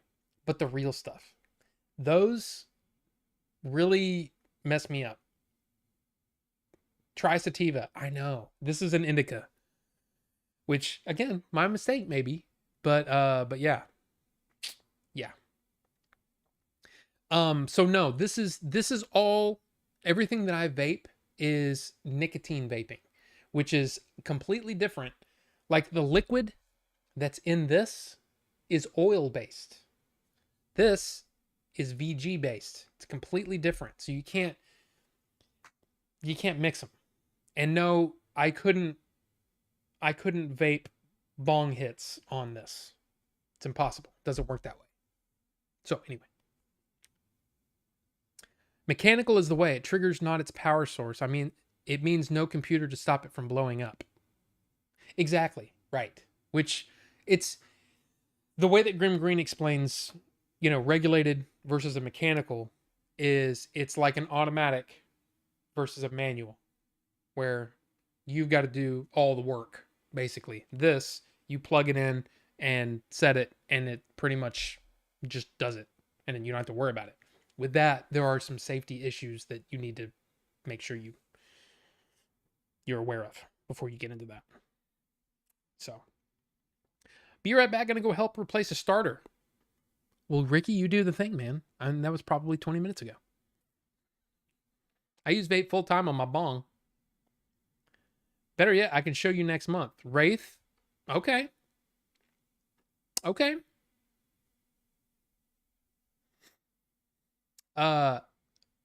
This weekend, hopefully, for the movie. You've got Strange Darling, just haven't watched it yet. Well, not Gary. I would love to hear your seriously. I'm absolutely serious. Anybody that goes and sees Strange Darling, or anybody that sees Strange Darling, especially because actually it doesn't even matter. I don't care if you watch my review or not. If you saw Strange Darling, I want to hear your thoughts on it. And if you're going to type it in chat, make sure that it's non-spoiler, because I love that movie and I want to champion that movie. That's a movie that deserves to be seen. It deserves a big following, and it yeah, that's just how I that's how I think. I bought an import movie, so held off on going to the movies. Instead, I picked up 5 new digital movies I posted in general movie chat. Okay. When did you post those? You posted them right there.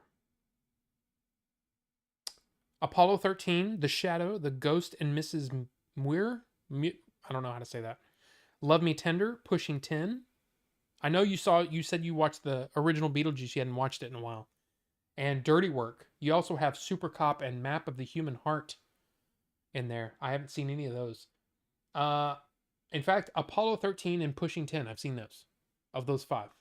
I haven't seen the others. I saw part of The Shadow. That's Alec Baldwin as the titular character of The Shadow. Love Me Tender is, of course, Elvis Presley. Haven't seen that. But yeah, I haven't seen Dirty Work since it came out. And Dirty Work is one of those that, especially after we lost Norm, made me want to watch it again. $5 in 4K. It's a pretty good deal. And I got to say, man, that freaking...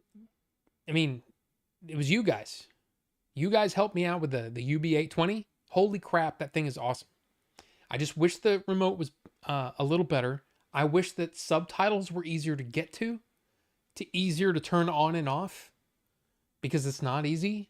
You have to go into the closed caption menu and then go down or whatever, or options and then scroll down to subtitles. And I wish there was just a subtitle button. My Sony has that where you can just swap between the subtitles. But that UB820, Panasonic UB820, the box is in my closet. I can't show it to you. I mean, I could, but I'd have to get it out, and who wants to wait for that? It's great. It's great. And Ninjinzu, fan of the Dynavaps, yeah. The Click is the Dynavap, yeah. Tabletop old head units. See, that's another thing, Jody. I've heard of those, like the volcanoes and stuff like that. Is that what you're talking about? Tabletop type things? I'd like to try those, but the flavor off a Dynavap is smooth. Yeah, it is. But I don't like the feeling that the Delta 8 gave me. Nice Lego sets, good investments. Well, if you keep them in a box, sure. But we build them because there you go. But I would love that. 15 minutes north of Disneyland and you get herb delivered to your door. Hell yeah, dude. But I live in Texas.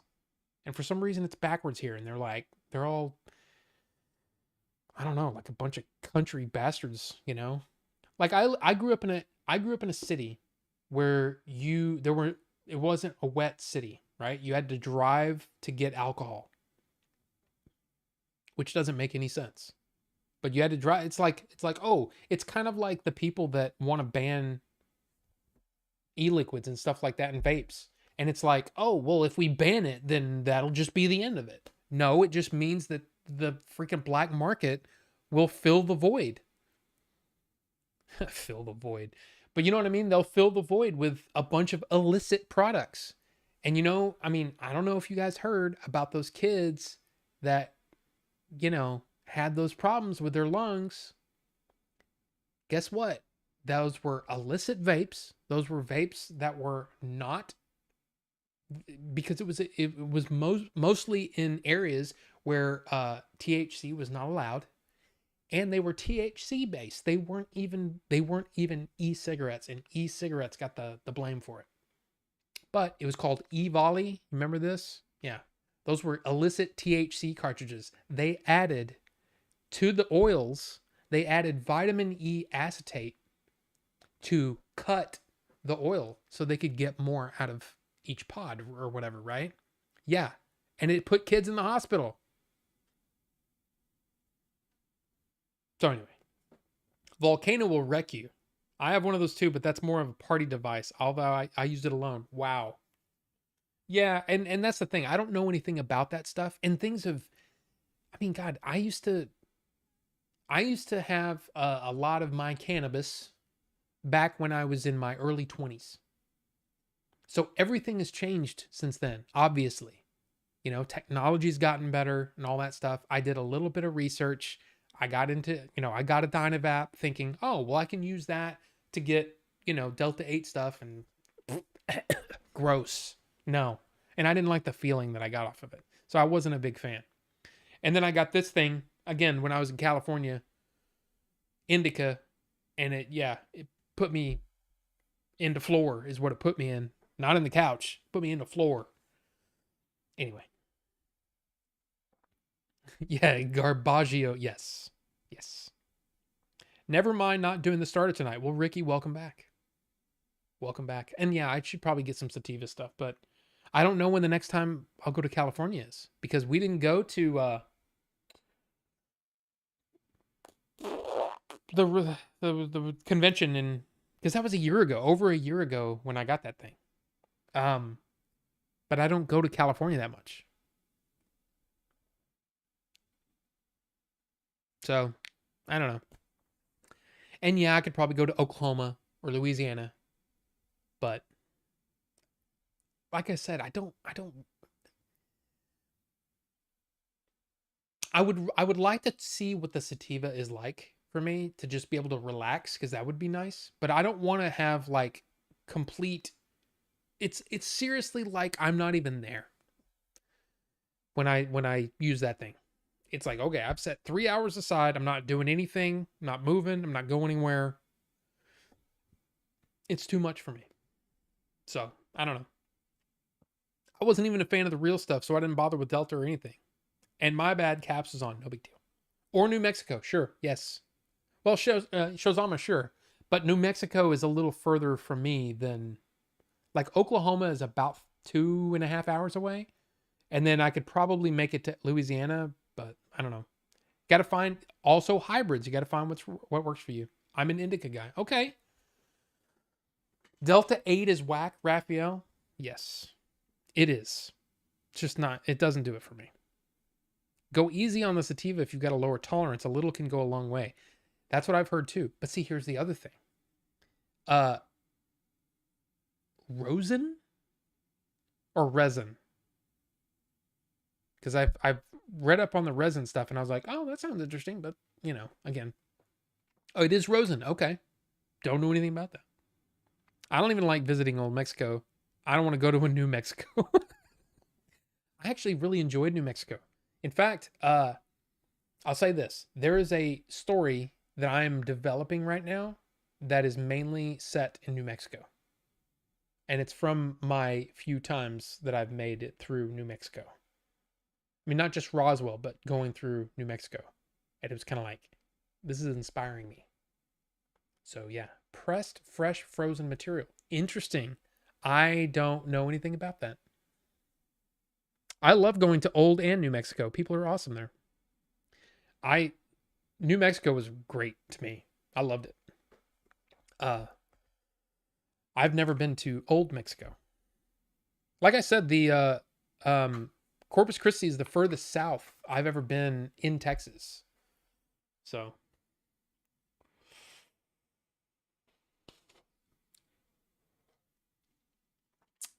little too much. Got some on the I see, my thing is I don't drip anymore. So I forget how to do it. You kind of have to drip and then let it just sit for a second. Cuz I just got a ton of liquid in my face, in my mouth. But there you go.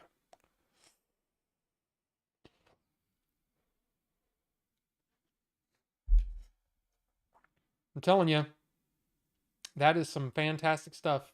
Because that's the thing. I vape because I don't want to smoke. Because I do enjoy my nicotine, but I don't want to smoke anymore. Okay. So we did the slow horses. We did the mini vacay. Let's go over a couple things that I've been watching. Anything, again, seriously, I would love to hear if you've been watching any of the new shows. Terminator Zero, the new animated show on Netflix. I hear that's good. Rings of Power. Christian VS brought up Rings of Power earlier, and he said he really likes it. I thought season 1 was kind of very meh. So I haven't watched Rings of Power season 2. But that started last week, Thursday. And hey, I can't remember the dude's name. The guy that did my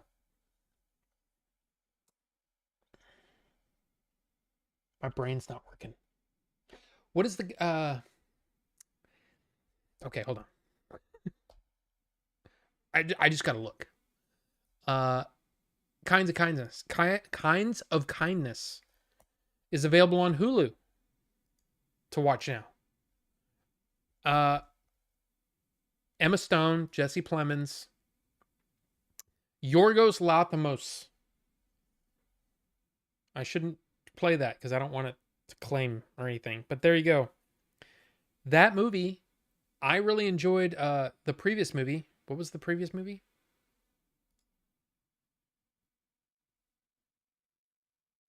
Poor Things. I really enjoyed Poor Things, so I kind of want to see the new one. Or Kinds of Kindness. But yeah, there you go. That's available on Hulu right now. I didn't know this until like 2 hours ago. When I was looking at something on Disney Plus, and I was like, oh my God, Kinds of Kindness is already playing? Sweet. So there you go. Del Rio just sucks. You guys reminded me of when I used to smoke. Good times. Yeah, man, here's the thing. I was never a big drinker. And a lot of my friends were, did a little bit of everything. And I got into the cannabis stuff, man, and was just like, dude, this is all I want to do. Do it, multiple times per week. But I stopped doing it because it was affecting my short term memory, and I did not like that. I like being fresh on the edge where I got to be. Um, yeah, that's what I wanted. And I didn't like how slow witted I was. So I stopped doing it completely. But I would like to every now and then get a bag of M&Ms, sit and chill and watch Empire Strikes Back. Because I'll tell you, I did that on that and it was pretty awesome. But again, I didn't move. I was just like, and I don't know if I like being that messed up. But there you go. Like, I don't understand the thing that I don't understand. And maybe you guys can explain this to me. I don't understand the people that are like, hey man, let's go high. Let's get high and go play miniature golf. I'm like, no, I don't. No. Is that like a different? Is it like a different strain or something that I never had when I was young? Because when I got high, it's like all I wanted to do is listen to Nine Inch Nails, chill out, smoke cigarettes, and stare at things. That's really it. That's all I wanted to do. And then every now and then there was one guy who every time we smoked, he would bring up these conversations about this really deep stuff. And I'm like sitting there going, yeah, man, yeah. And everybody's talking like that. Yeah, man. It was great. Who wants to go play miniature golf doing that? I just don't get that. I don't know. Talk some aliens, right? Yeah, let's talk about it. It's weird how there are the weird thing about it is that I almost think that it's possibly why the government doesn't want us to do it is because I remember making connections that I never would have made if I wasn't high. And then I made the connections, but it carried over to when I was not high. And the connections still made sense and they were perfect sense and so much sense that I was amazed that I never made the connection before. I don't know. Just saying. But there you go. Anyway, let's see. Watching Deep Space Nine and my movies, film noir stuff, and Aerosol stuff, and cheap. Yeah, dude. And see, Shozama, you're yes, and that's the stuff that I would be doing if I had any expendable income right now, which I don't, because I bought a Blu-ray player and pre-ordered a bunch of stuff that won't come until next month. That movie just did not look interesting to me. Kinds of Kindness, not for me. No, and I understand that, but it's one of those where, dude, I loved Poor Things so much that I really want to watch it because I thought it was hilarious. But easy to get fixated and frozen on the devil's lettuce. I'd rather chill. Yes. Eddie Bravo. Yeah. Some people it just works for, slows them down enough to function. I can't leave the house without doing a dab. No, and I understand that. I have friends of mine that are like that too. But it's not for me all the time. It's a definitely an every now and then kind of thing. But what I would like to do is because sometimes sometimes it's hard for me to get corralled into thinking about a new story idea that I have, but it would be cool to see what crazy stuff I come up with or stuff that I never maybe never would have thought of, but this stuff messes me up too much to even do that. So I don't know. Arnold Schwarzenegger smoked before working out. Look at him. Rise Realists. Did I say hi to you earlier? Because you mentioned the Lego stuff. Hi, by the way. I don't know if I said hi, but it's good to see you here. I didn't have those connections, but I could believe it. I knew a top programmer who was stoned all the time. I never seen someone function so well on it. I have a friend who I won't say what he does And I won't say who he is just in case, because every now and then he pops in here. And I don't want to, I know he probably wouldn't want the attention, but high functioning. This is not me.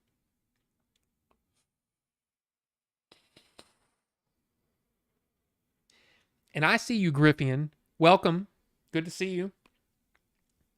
Uh, Arnold experimented with cannabis a little, but he stopped smoking since. Well, I mean, who knows what he does now, though.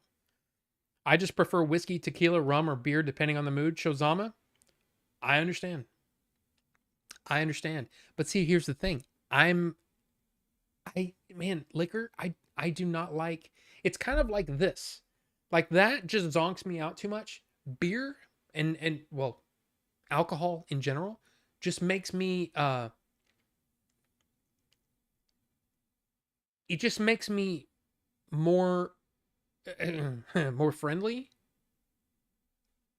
I'll just say this. I got into some crazy trouble in my younger years when I was drinking, going to parties and stuff. I would do things that I would never have done otherwise. And I don't like that. I don't like that I didn't feel like I was in control of my.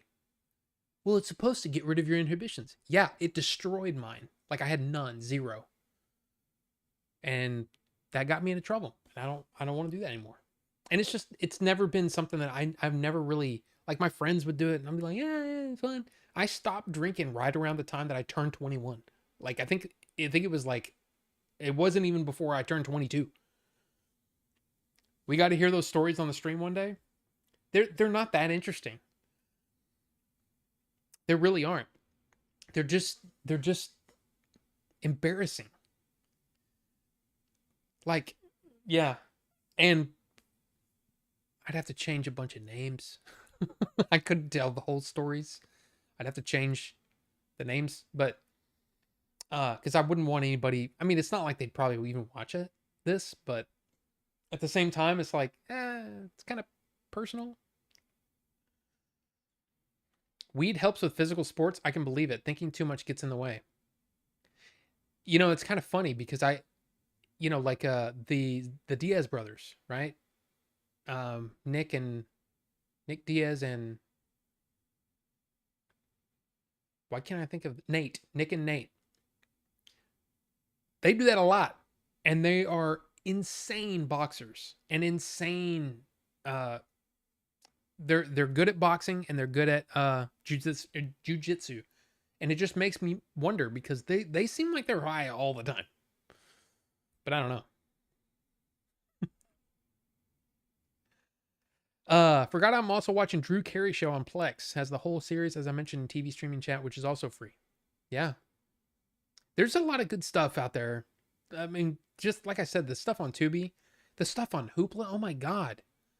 I think I said this before. Shozama, both of the Three Musketeers movies, the newer ones, D'Artagnan and the other one, whatever. Both of those are available on Hoopla for free. So if you have a library card and your library is attached to Hoopla, you can watch those. I think that's awesome. And this is what I had been reading. I've been reading The Once and Future King, but I also got the audiobooks off of Hoopla for free. So I listened to the whole book as I was reading it, not realizing that if you've read this, there's four basic, like, it's almost like sections, four different sets of stories in this, which is great. And the way that this ends is pretty perfect. But there's another book, the Book of Merlin, which apparently came out after this was published. I don't know the whole story. I didn't look into all of it, but all of those audiobooks were available on Hoopla for free. So I got to listen to the whole thing as I was reading it. It was great. I loved it. I loved it. And it gave me, I mean, I wouldn't say it gave me ideas for stories, but it gave me, because I read Lamort D'Arthur, right? And this is I would say a more approachable, if you're into King Arthur and you want to read about King Arthur, this is more approachable than Lamort D'Arthur is. But yeah, it's been pretty great. So there you go. Let's see. I'm not really a beer guy unless I'm at a barbecue. I'm more of a bourbon whiskey man. Wraith. See, I was always the kind of guy that was like, if I'm gonna drink, I don't even like the taste of beer until like 5 beers in. So why would I drink that when I could just drink a couple of these really quick and get to the same place as 5 or 6 beers would get me? Is that how you film The Manager? No, actually, no. I was completely sober, completely sober doing that one. Do I even have it up here?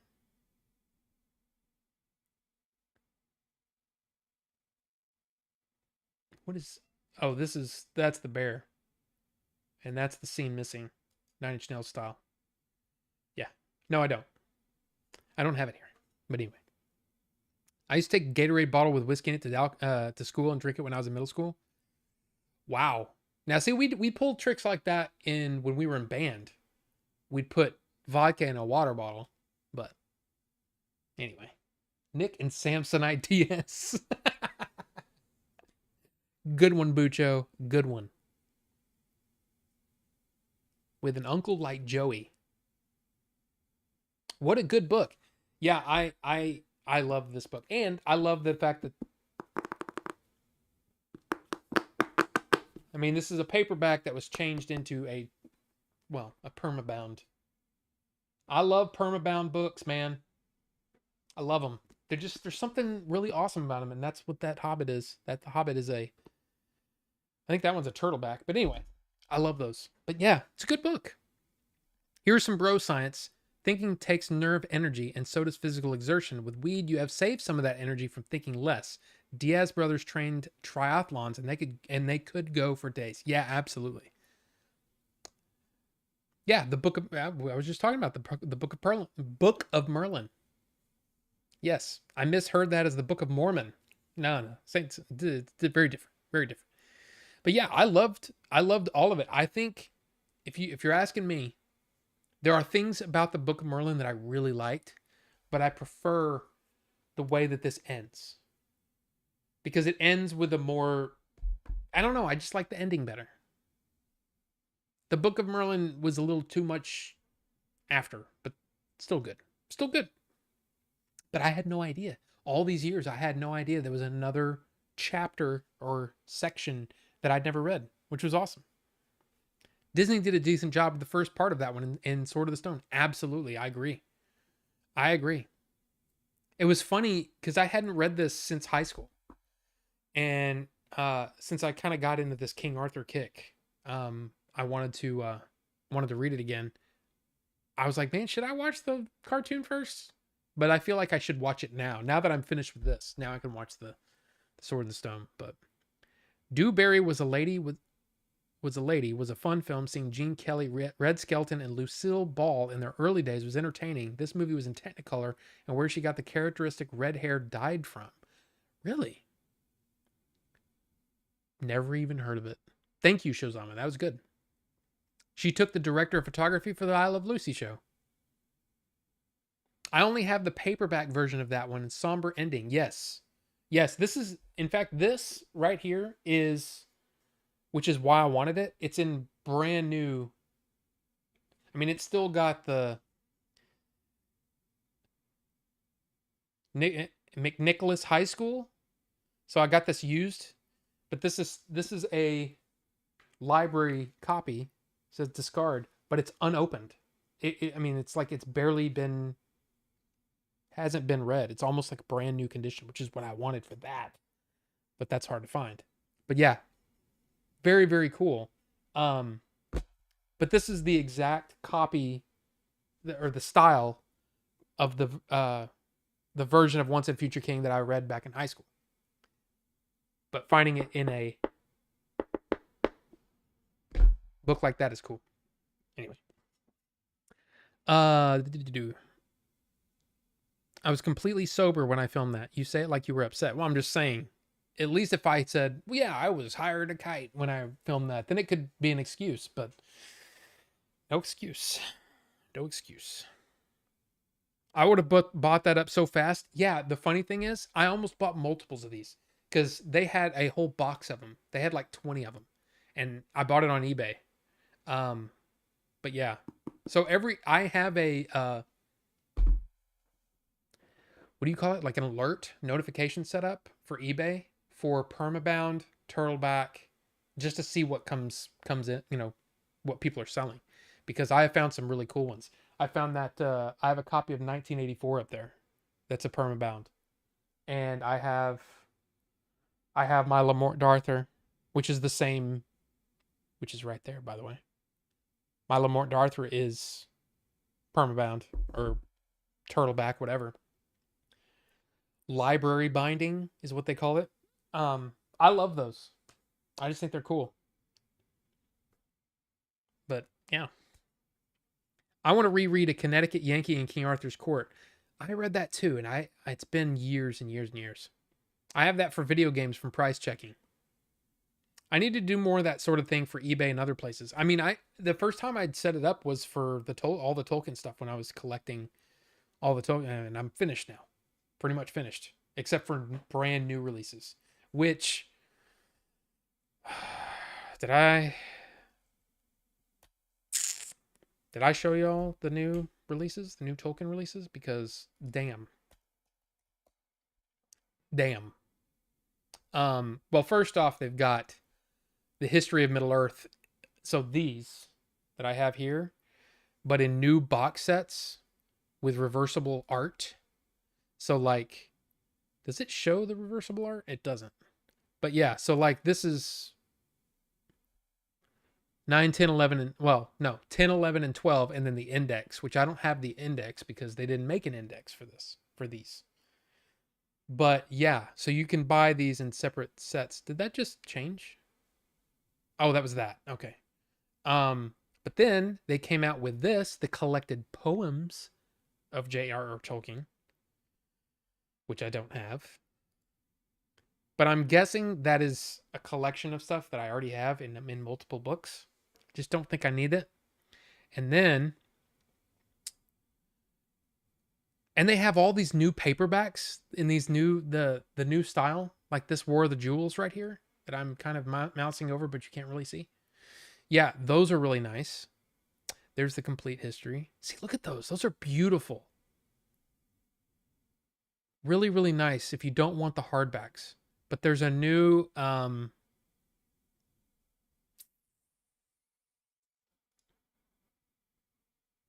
here it is. Yeah. Expensive. But new, it's a new version of Lord of the Rings with a bunch of Alan Lee art in it, and it's freaking expensive as hell. I can't justify it, man. I have just right here, I have 1, 2, 3 copies of Lord of the Rings right there. And then no telling how many up there. And I have some out in the freaking closet or in the thing. It's too much. It's too much. I don't need yet another edition of Lord of the Rings. Holy crap. Anyway. Love 1984. 1984 is on my reading list. I'm reading 1984 and Animal Farm again because I haven't read them since way back. Basically, what I'm trying to do is I'm trying to get some classical in with some of the more popular or more recent stuff. So, like, I've gone back. I'm reading the last Mistborn book now. And then I've still got some, there's a little bit of Stephen King sprinkled in there from time to time. But the reading list is, yeah. 3 books for $3.33 isn't horrible, but it ain't cheap. Well, considering this set, which comes with Hobbit and The Lord of the Rings, Alan Lee illustrated, those are like $120 for the whole thing, the whole box set. So this is a much, much nicer. I just don't, I can't justify it, you know? How about Brave New World?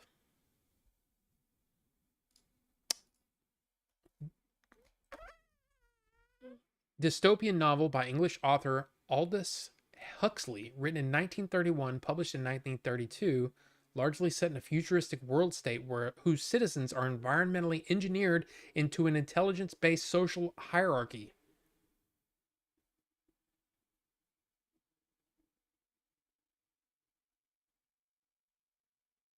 Um, I have not read this book.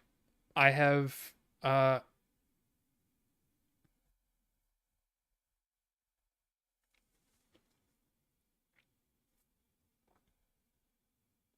I'm just gonna put it here, kind of on my reading list, but also like I would need to figure out where I would put it in there.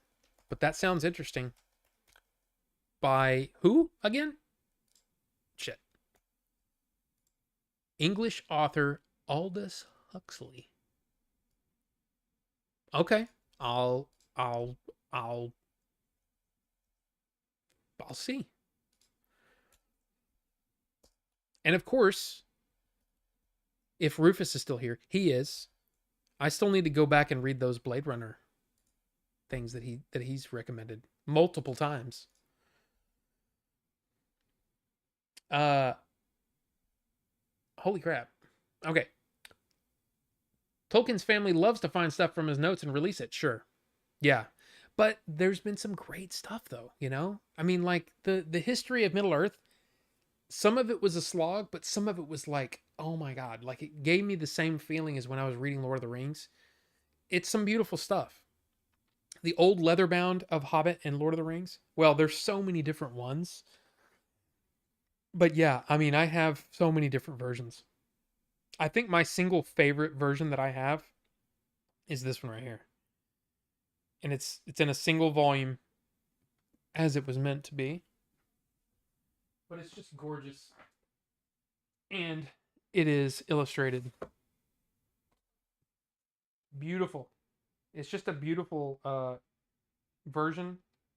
But the thing is this is such a it's not a great picture. I mean, it's a good picture, but it's hard to Alan Lee, baby. So I love it. But this is not something that you just curl up and read. You know what I mean? So that, of course, is a gorgeous picture of the Black Gate, Gollum, and Sam and Frodo. And I'm not sure what that is, but it's gorgeous. Alan Lee is amazing, and I love Alan Lee's art. And I love this little set. And this is not that expensive. You can still get this. It's not that expensive. And it's really, really nice. HarperCollins. So yeah. There you go. Almost can you almost get a new CPU for that price or RAM or even storage. Yeah, absolutely.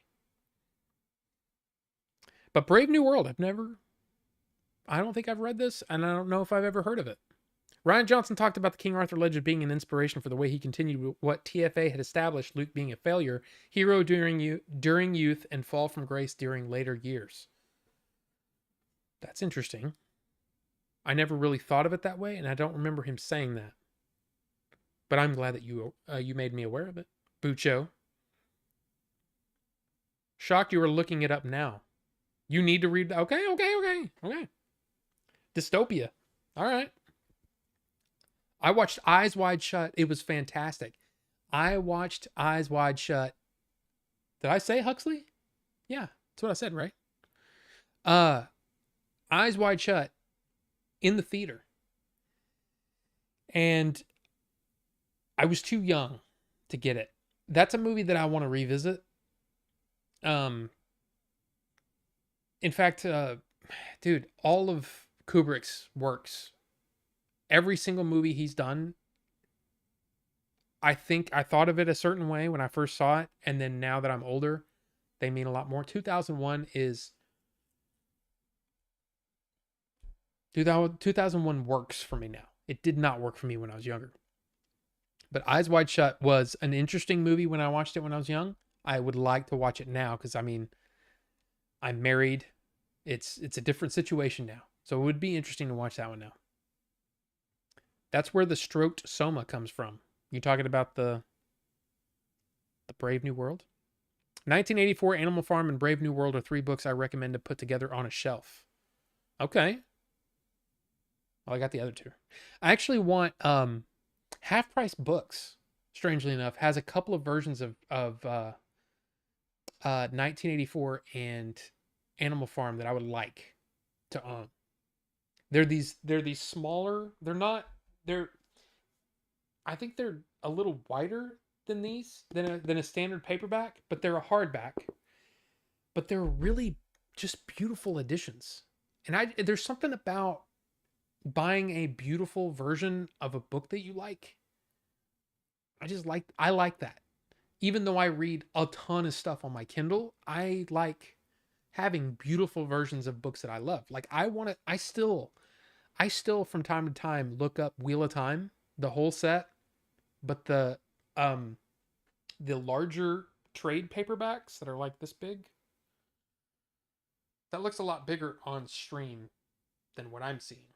Anyway, they're almost like comic book sized, if that makes sense. They're bigger, but they're paperbacks. And I would love to have those, but like this, because those covers are gorgeous. Uh Wheel of Time trade paperback. So yeah, the covers, instead of, yeah, they look like that kind of. God, that's bright. But the covers are so much better than some of the ones like these. Just it's like, oh, it's fog. But like here you go. Here you go.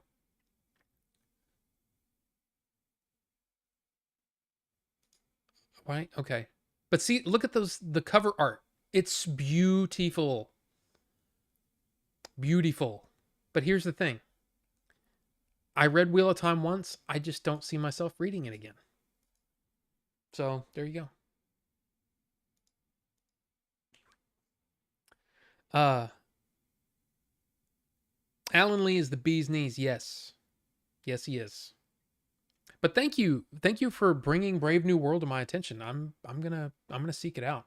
And again, I end up buying really nice versions of books. By the way, I've shown this off. You know, I showed this off when Chief gave it to me. But in case you haven't seen it, this is the oldest Tolkien book that I own, Smith of Wootton Major, which I have not read the story yet. But this is an edition, a first edition, first print in America now. This is from Houghton Mifflin, whatever it is. But this is a first edition, first print. This is worth some money. And Chief sold this to me, found this and sold this to me for a very good price. And I put it in this little plastic to keep it safe. Keep it secret. Keep it safe.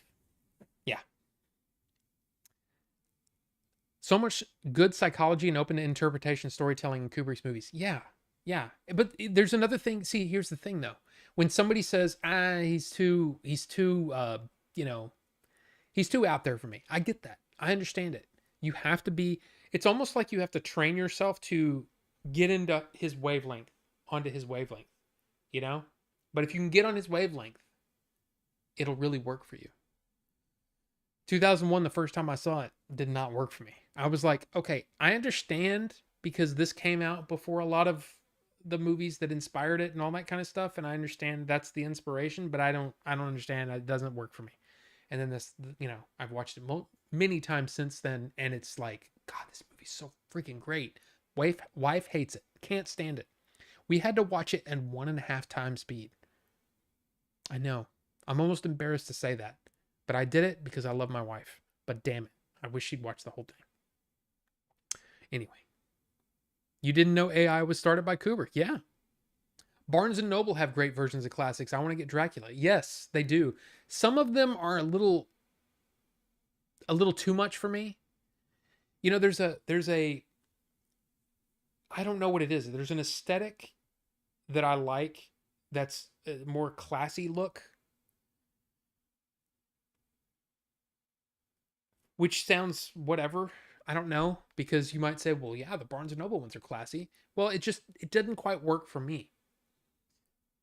The half price books ones are a little more my style, but there's also a lot of books that they have put in those covers that I'm like, come on. I don't want to read that. I don't need to read the Scarlet Letter again. Scarlet Letter was good, but I just don't need to read it again. I don't need to own that. Having physical books on a shelf, there's something to it. Even the smell of a room full of books is something unique. Yeah, yeah, absolutely. In fact, it was if I had my way, this entire room would be books. I would have a book room, like a library, you know? I love that. I love that. But again, it's also it's a money thing, it's a space thing, it's a style thing. And man, it's hard for me to want to buy a bunch of books again now that I have a Kindle. And I know that that's probably, for the physical media people, the really, I get that. I get the, oh, but man, I love reading on a Kindle. I don't like reading. I love hardcover books. I don't like reading them. It's such a weird thing, but learning new things every day. That's what it should be. It was '03 when he started. Could be wrong. Yeah. Anthony Burgess, A Clockwork Orange, wrote a response in 1984 called 1985. I need to read it. It's the year I was born. That's a lot of Tolkien material, dude. Again, this is nothing. Okay. That whole shelf, Tolkien. This whole shelf, Tolkien. This whole shelf, Tolkien. There's Tolkien chronology down here. Tolkien down here. That whole shelf, all Tolkien. And there's some up here. There's some in there.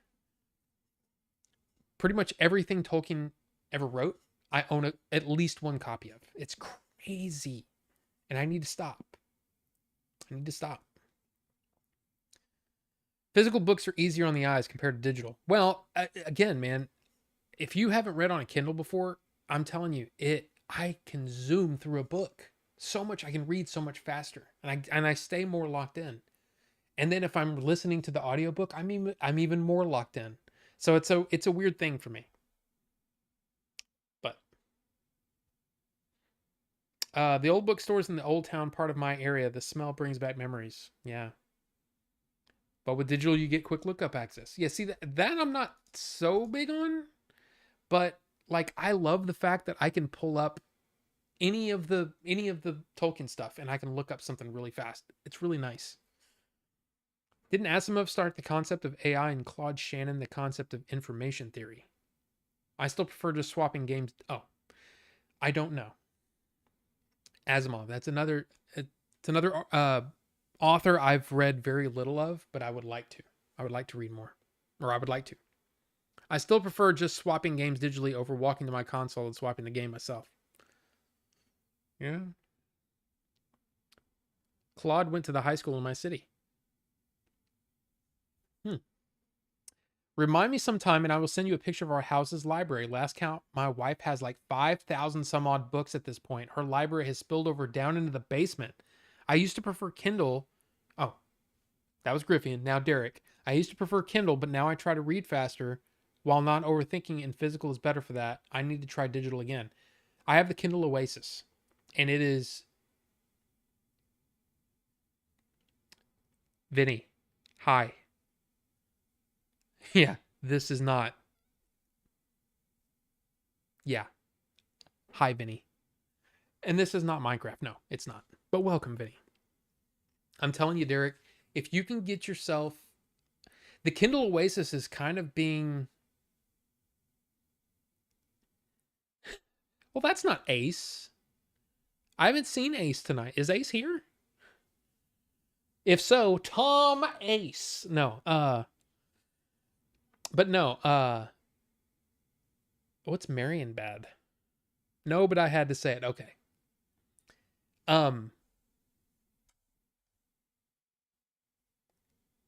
okay, digital. Hold on.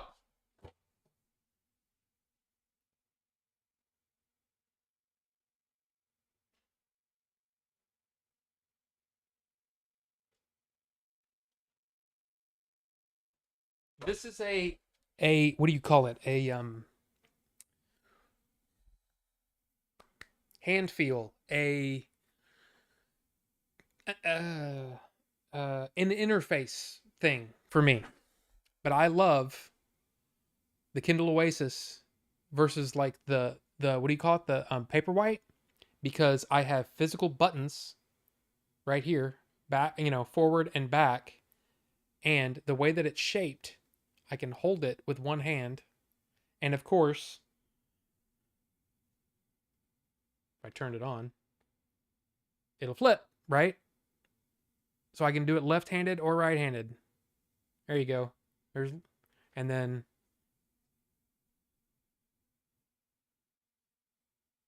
to me the I don't understand why they haven't made a new one. I want a new, because this is micro USB. I want a Kindle Oasis that's updated with better battery life and all that kind of stuff, and I want it to be USB-C. But I love my Kindle Oasis. I love it. It's great. It's one of the best things I've ever done. Uh yeah, it's great. I love it. And I love the fact that, the cover art's there. It's kind of neat. It's just neat.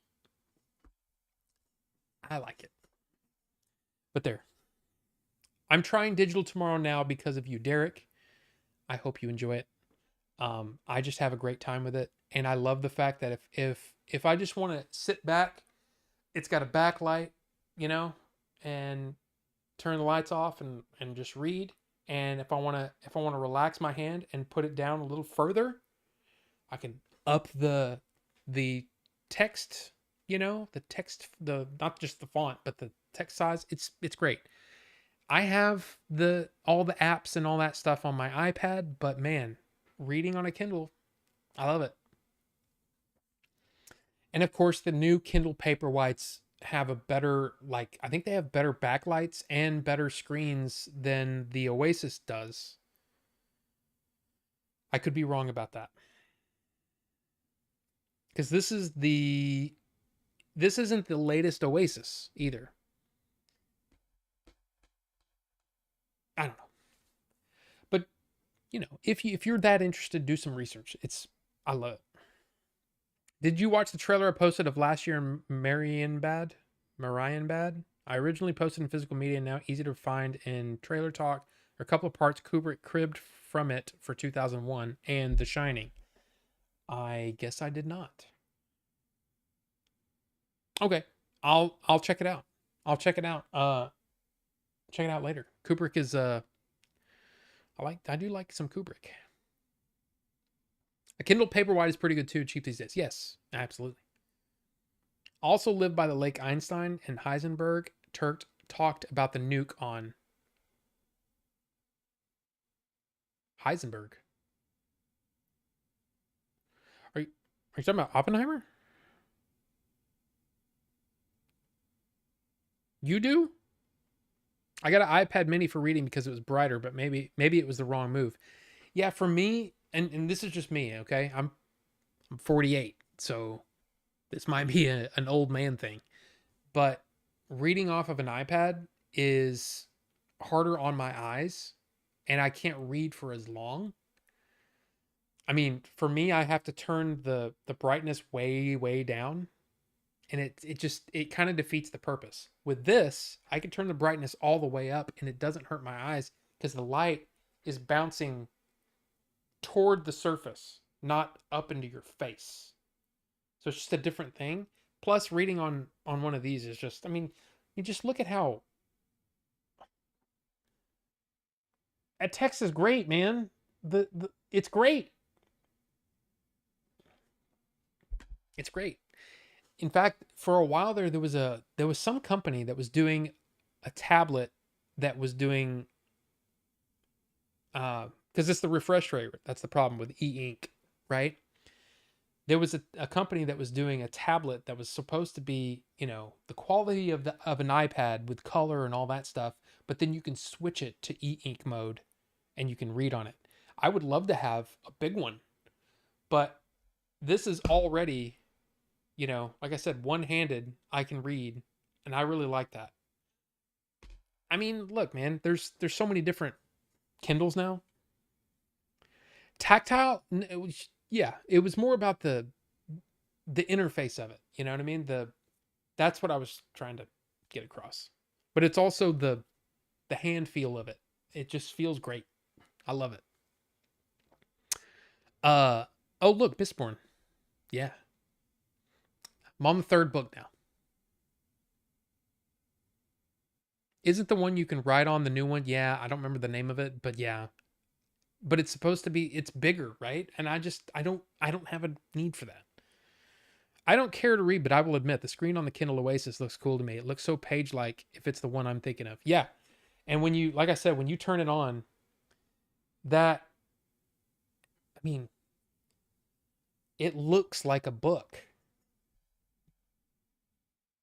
It just looks really, really good.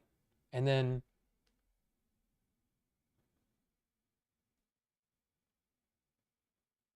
and what I love about it too is if you happen to be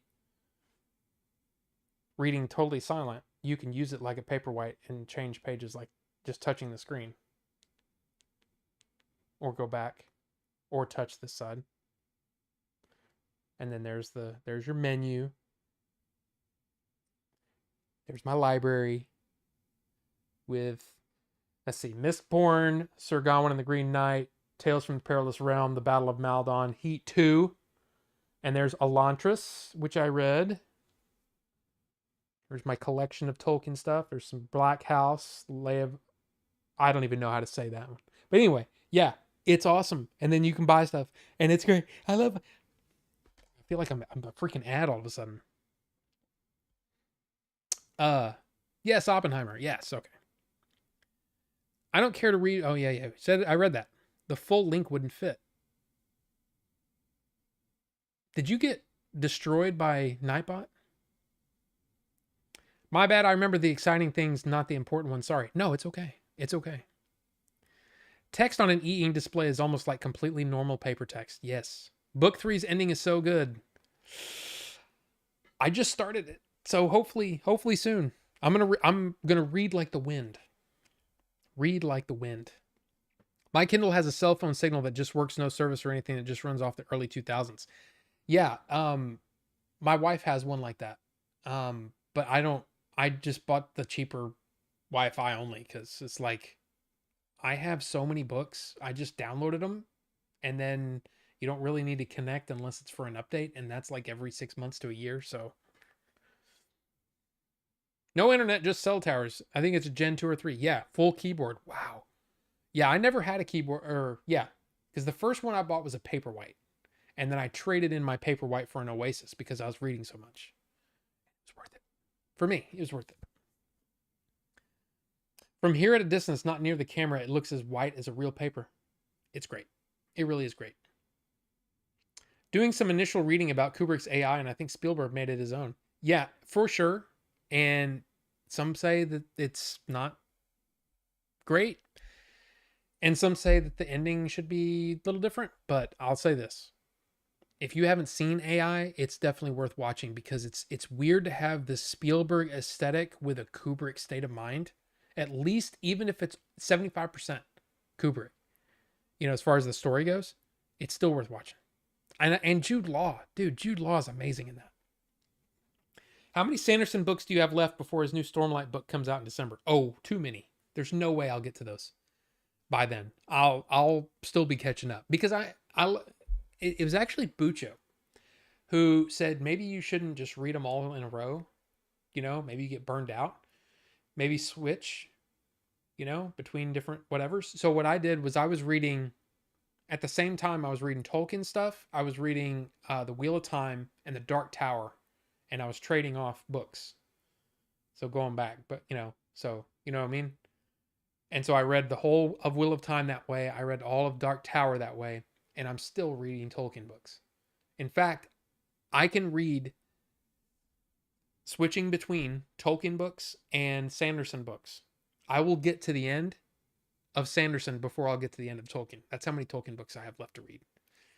So, but yeah, that's kind of how I've been doing it.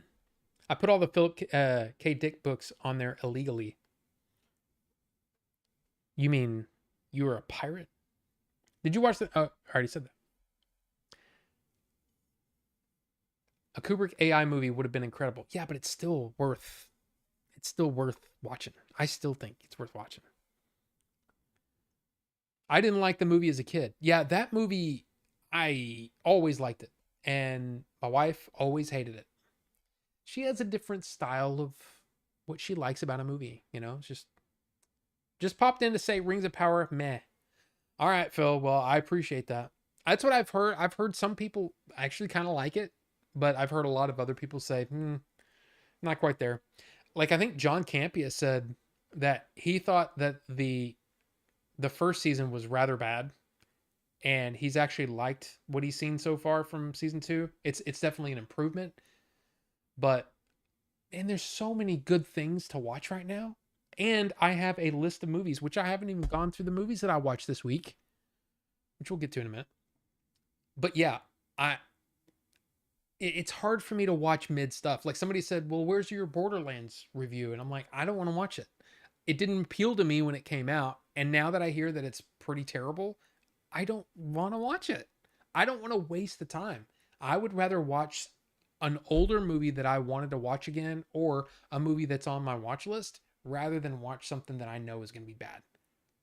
Like people at, I don't think anybody's ever asked me this, but it's kind of like I kept expecting somebody to go, "Well, have you seen Madam Web?" No, because I try not to watch stuff that I know I'm going to hate. So I don't know. I haven't watched Rings of Power because I found the first season very disappointing. So, but thank you, Phil, and most likely good night because you're in the UK. I'm working on the White Sand graphic novel, and then I can finally start the Stormlight Archive books. Vinny, uh, I have. I should have grabbed my iPad too. I have so many graphic novels that I bought off of Comixology before Amazon really took over and made it kind of a pretty bad experience. I have so many comic books to read, so many graphic novels to read, and stuff that I've always wanted to read, like I have some of the old, Daredevil stuff in there, and I have Saga, which I haven't even started. I have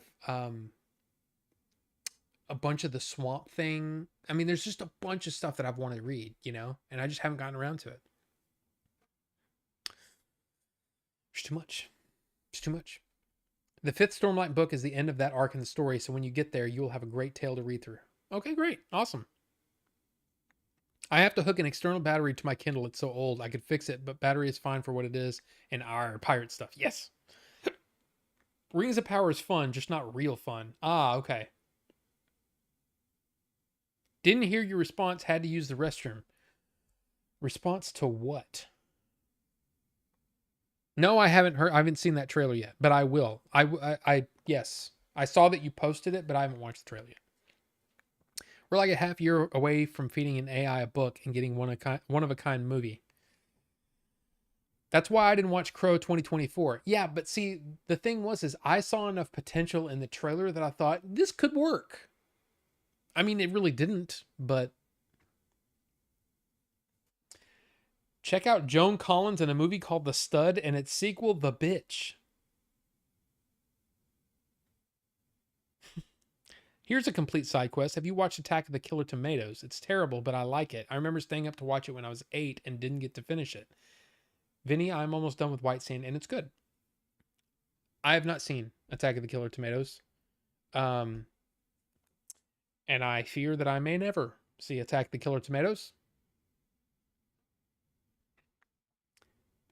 I don't know. The Stud and the Bitch.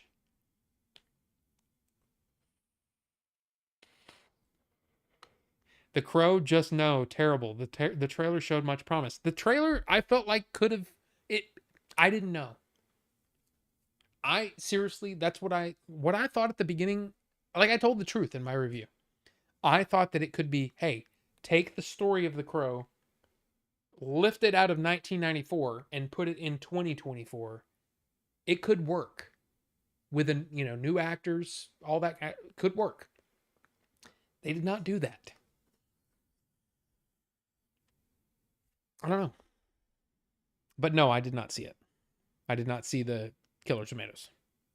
I really loved Warbreaker, and Shadows for Silence in the Forest of Hell was a really cool short story. Really early role for George Clooney. I did not know that. Saga is dope. My ex was big into that. I remember an expensive Christmas where I bought her all she didn't have and Paper Girls I thought she'd like. Okay, Saga is one of those where, again, Comixology had a deal where you bought the entire series in one go, and it was super cheap. I think it was like $10. I bought the whole thing. I just haven't read it yet.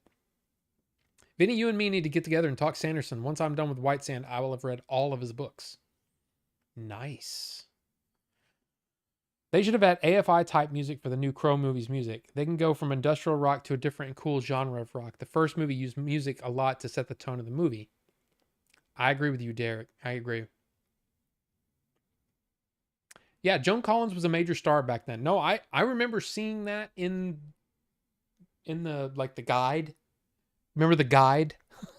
Like you had a guide, a TV guide, not just TV guide, but like we got it with our cable boxes, store cable, which is my cable back in Grand Prairie back in the 70s and 80s. Anyway, store cable would send you this thing and showed you what was coming on.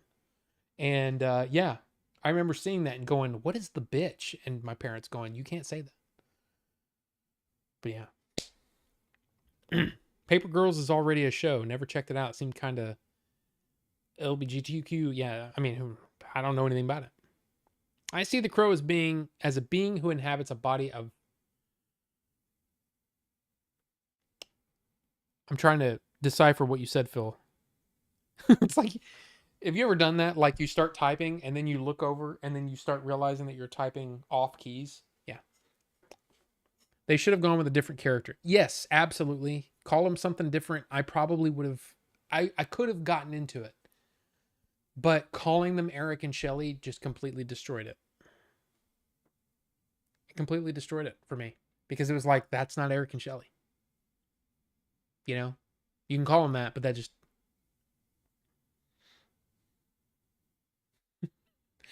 Rufus, I mean, I understand. I understand that. But let's see. Okay, movies that I watched this week. I didn't watch very many. Okay, so just lay off. I was out of town for 3 days, basically. So the first one is a movie we briefly talked about last week. I wanted to watch it again. I watched The Killer. And the interesting thing about this was that this Blu-ray is 1080i.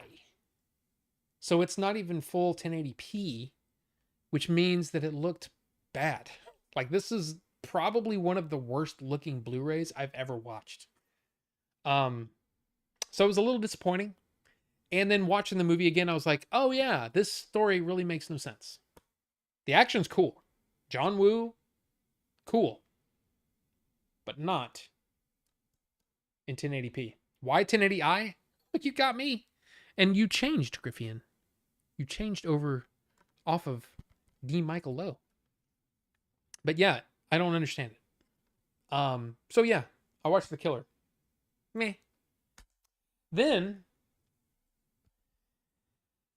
I watched Dead Zone.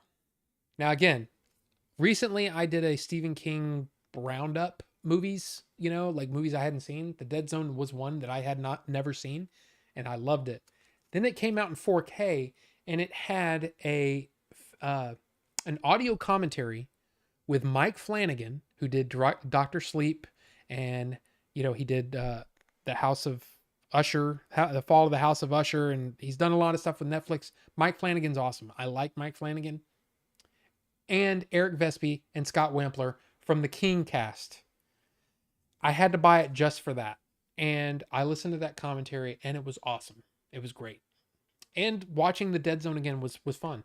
But it's also got 1, 2, 3, 4 other commentaries that I haven't watched. But I also watched all the special features and stuff. This was great. This was a great buy. Kino Lorber 4K. Is this a It's not a reversible cover sleeve thing or dual-sided. But The Dead Zone, great movie. Christopher Walken. This is seriously, I was completely shocked that this movie was as good as it is. Of course, directed by David Cronenberg in probably his most mainstream movie he's ever made. It's great. Watch it. Watch The Dead Zone if you haven't seen it. It's really worth watching. And then a movie that I used to love, man. I used to watch this movie so many times.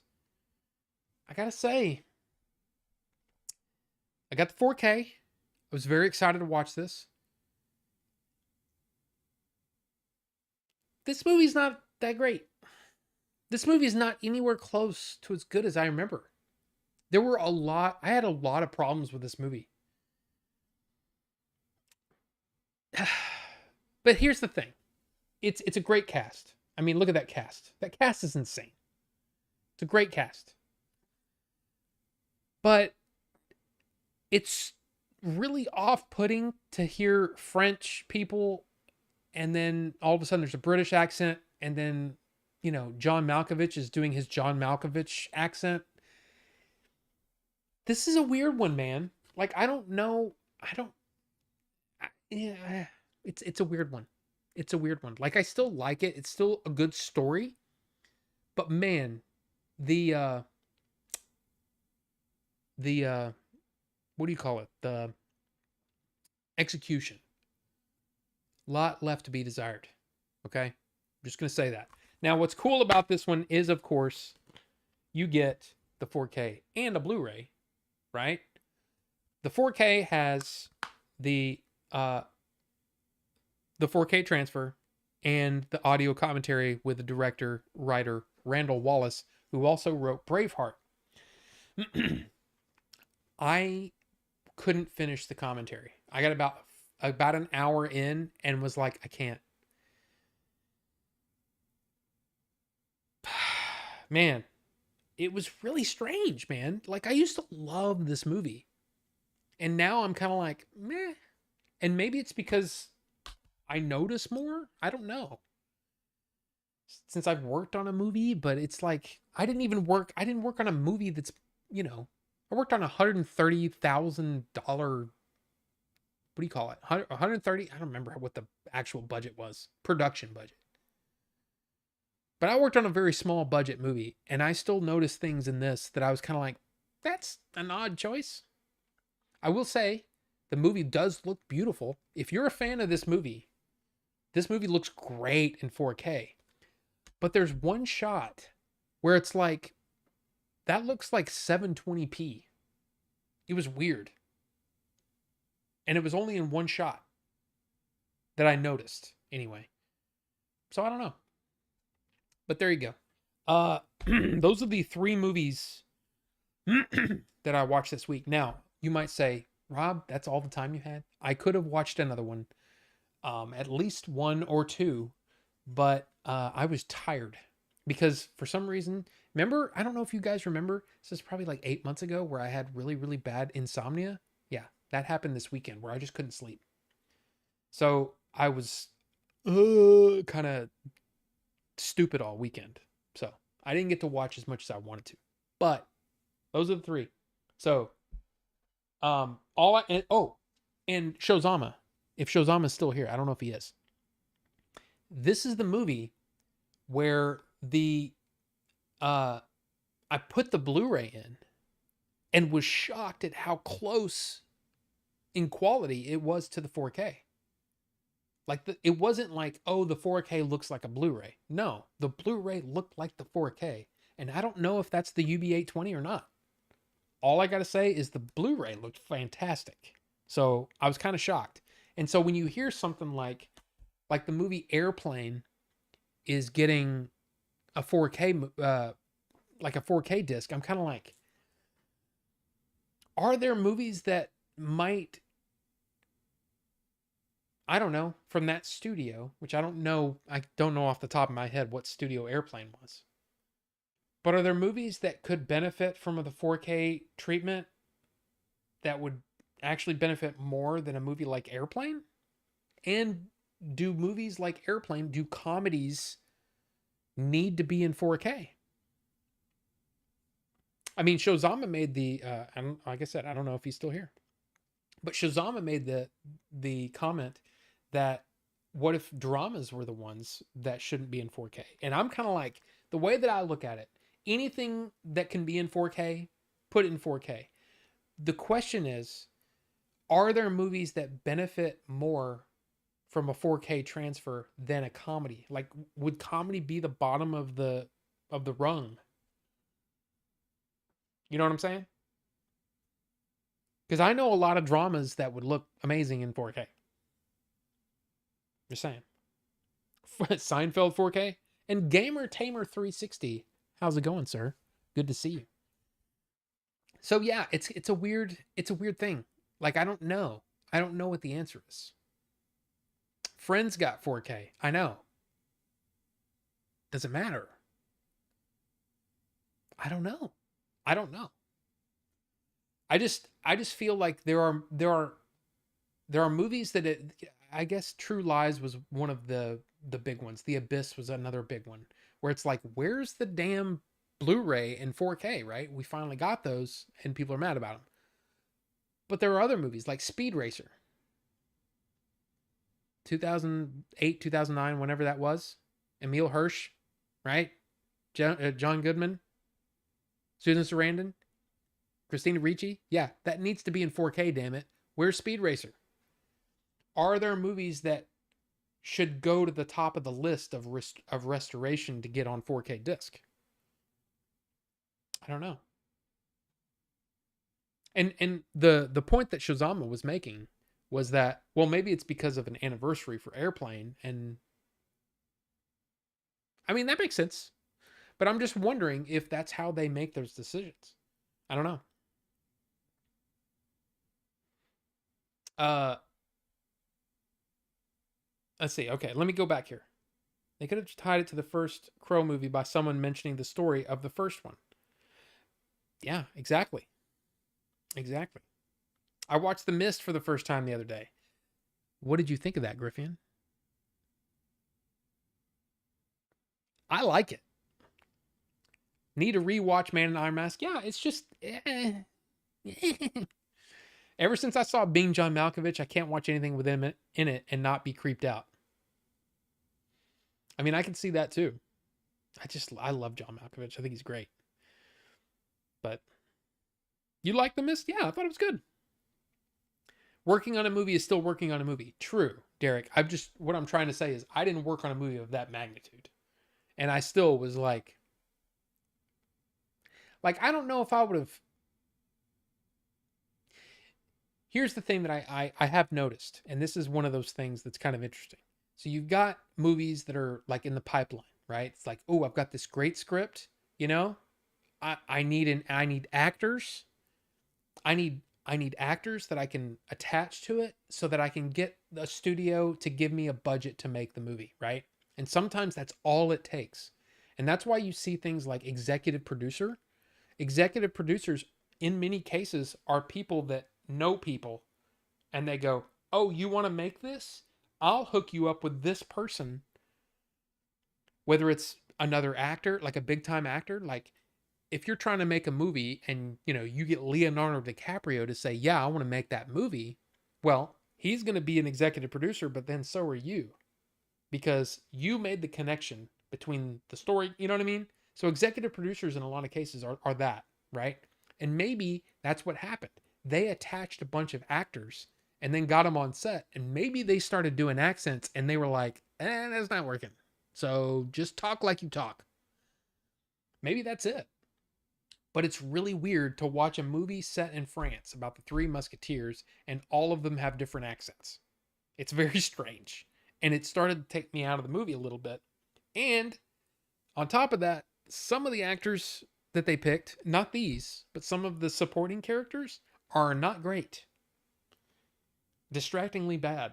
So it was kind of like, ugh. But the story is still good, you know? So, I don't know. Anyway. I'd love to watch more, but now I'm job hunting again. Hooray. Vinny, is that a good thing or a bad thing? I watched Poor Things and Kinds of Kindness, saw way more than Emma Stone than I bargained for. I mean, especially Poor Things, you see a lot. I haven't seen Kinds of Kindness yet, but I want to see it. I didn't think didn't think that was going to be in the cards for her, but hey, it's Kino that does the encode. I even have a DVD from them that looks almost Blu-ray quality. Okay, maybe. I love The Mist, but that ending, I mean, right? That ending's awesome. I watched The Crow and I disagree with the critics. I enjoyed it. Really, Gamer Tamer 360. Did you watch my review of it? You might not have. Because I don't know if you actually watch any of my videos, which is fine. I mean, it's not like you have to. But yeah. And here's the thing. And I want to say this to anybody about anything. Okay? Everybody has your their own thing, right? Their own thing. Everything's subjective. Art is subjective. If it hit for you, I'm happy for you. I really am. But by the way, everybody, Gamer Tamer 360, that's my brother. So there you go. But yeah. And even it's what I said in my review is that if you're close to that original story, whether it's the comic, the graphic novel, whether it's the movie, if you are a fan of those, either one of those, you're going to be very disappointed with this, especially because they call them Eric and Shelley. So poking the bear is what he's good at. Oh yeah, he's really good at it. I mean, I don't think he was actually poking the bear. I think he just came in here to say that. But what I'm saying is, yeah, calling them Eric and Shelley was an absolute mistake because I think the movie might have worked for me if they weren't named Eric and Shelley. But the whole time I'm sitting there going, that's not Eric. That's not Shelley. That's not how that worked. That's not the way it happened. Because it isn't. Well, you're adapting a story. You're taking a story and you're building off of it and making it your own. Okay, great. Call them something else. Call them Derek and Melly. I mean, sorry, Derek, if you're still here. I'm just saying, call them something else. Sherrick and Ellie. Yeah, anything. Anything other than Eric and Shelley. Why didn't I just say Sherrick and Ellie? That's perfect. But you know what I mean? Because what you're doing is anybody who has seen the original is now directly directly comparing the old version with the new. If you called them something else, you would break that and you'd go, oh, this is just a new crow. This is how the crow works in this whatever. But they screwed up. I'm glad you liked it. But he's also what? How old is he now? Mid-30s, right? So you probably don't have the connection to that original movie that I do. Because I saw that movie in the theater opening weekend. I love Brandon Lee. I love The Cure. I love Nine Inch Nails. I love that whole soundtrack is banging. Nothing in this new movie was a banging song, except for one from Enya that I heard originally on the soundtrack for, what was it called? Sleepwalkers? So yeah, it just didn't work for me. But there you go. I want to check out The Iron Mask and The Man in the Iron Mask, 1939 or 29 and 39. Yeah, I've never seen any of the originals. Writing books is the same, I bet. Now, while reading books, I see things I wouldn't have otherwise, even in how the book is put together, like the front matter and how they set things like that up. Yeah. Yeah, I don't know. It's kind of like you got all these things right because this is a beautifully shot movie. The sets, the costumes, amazing. We're talking about Man in the Iron Mask, right? It just didn't work for me. I don't know. Kinds of Kindness is a non-chronicle order of short stories loosely tied together. Wicked Prayer. A local TV film reviewer who didn't like season 1 of Rings of Power says season 2 is a significant improvement too, even though as a Kiwi he was rooting for it to be worse since unlike season 1, season 2 wasn't made here. Oh, interesting. That's like when games say if you loved blah, you will love this. By the way, who's excited for Astrobot? I am. I'm excited for Astrobot. I was 4 when I saw it in theater, and I'm only 34. Okay, Ricky, so you're really close to my brother's age. But again, dude, I'm. If you don't have that connection and you watch this on its own merits, then maybe it works. I don't know. I have had multiple people comment on that video and say, yeah, I don't have any connection to the original, and I really liked it. He said, I don't really understand why everybody's so mad. And I'm like, well, because like me, I was what, 18 when that movie came out? And it became part of like what we all did, and we all loved it, and we all talked about it all the time. We listened to the soundtrack all the time. When something's ingrained like that in you, it's hard to just set that aside, especially when you call the characters the same names as what the original characters are. So, anyway. Yeah.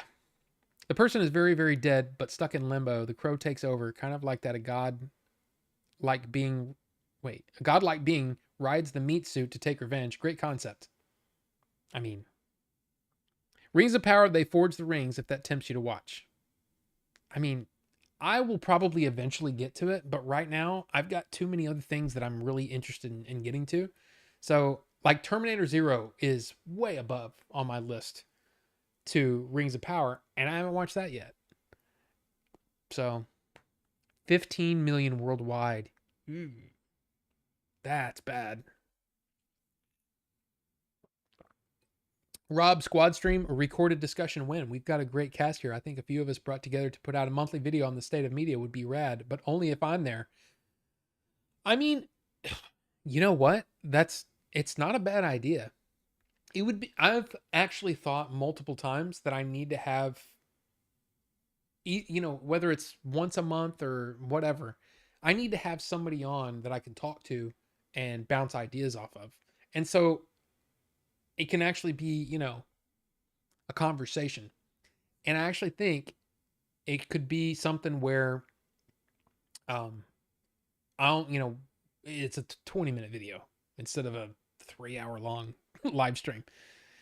Because here's the thing. I love doing live streams, but I don't think a lot of people watch live streams unless they just really like me, which if that's true, I appreciate that. But yeah, I don't know. I volunteer as tribute, but see, like I said, we could have Rufus, we could have Vinny, we could have Phil, we could have Bucho, we could have Leon, anybody, Griffian, anybody who would want to. We say, hey, I'm going to talk about this. Do you want to come on and talk about it with me? And then we talk about that thing. We make it a video. We put it out. I mean, it could be a thing. That could be a thing. Now, see, Leon hates everything. So I don't know if Leon watches the streams, but he told me, and maybe I shouldn't say this.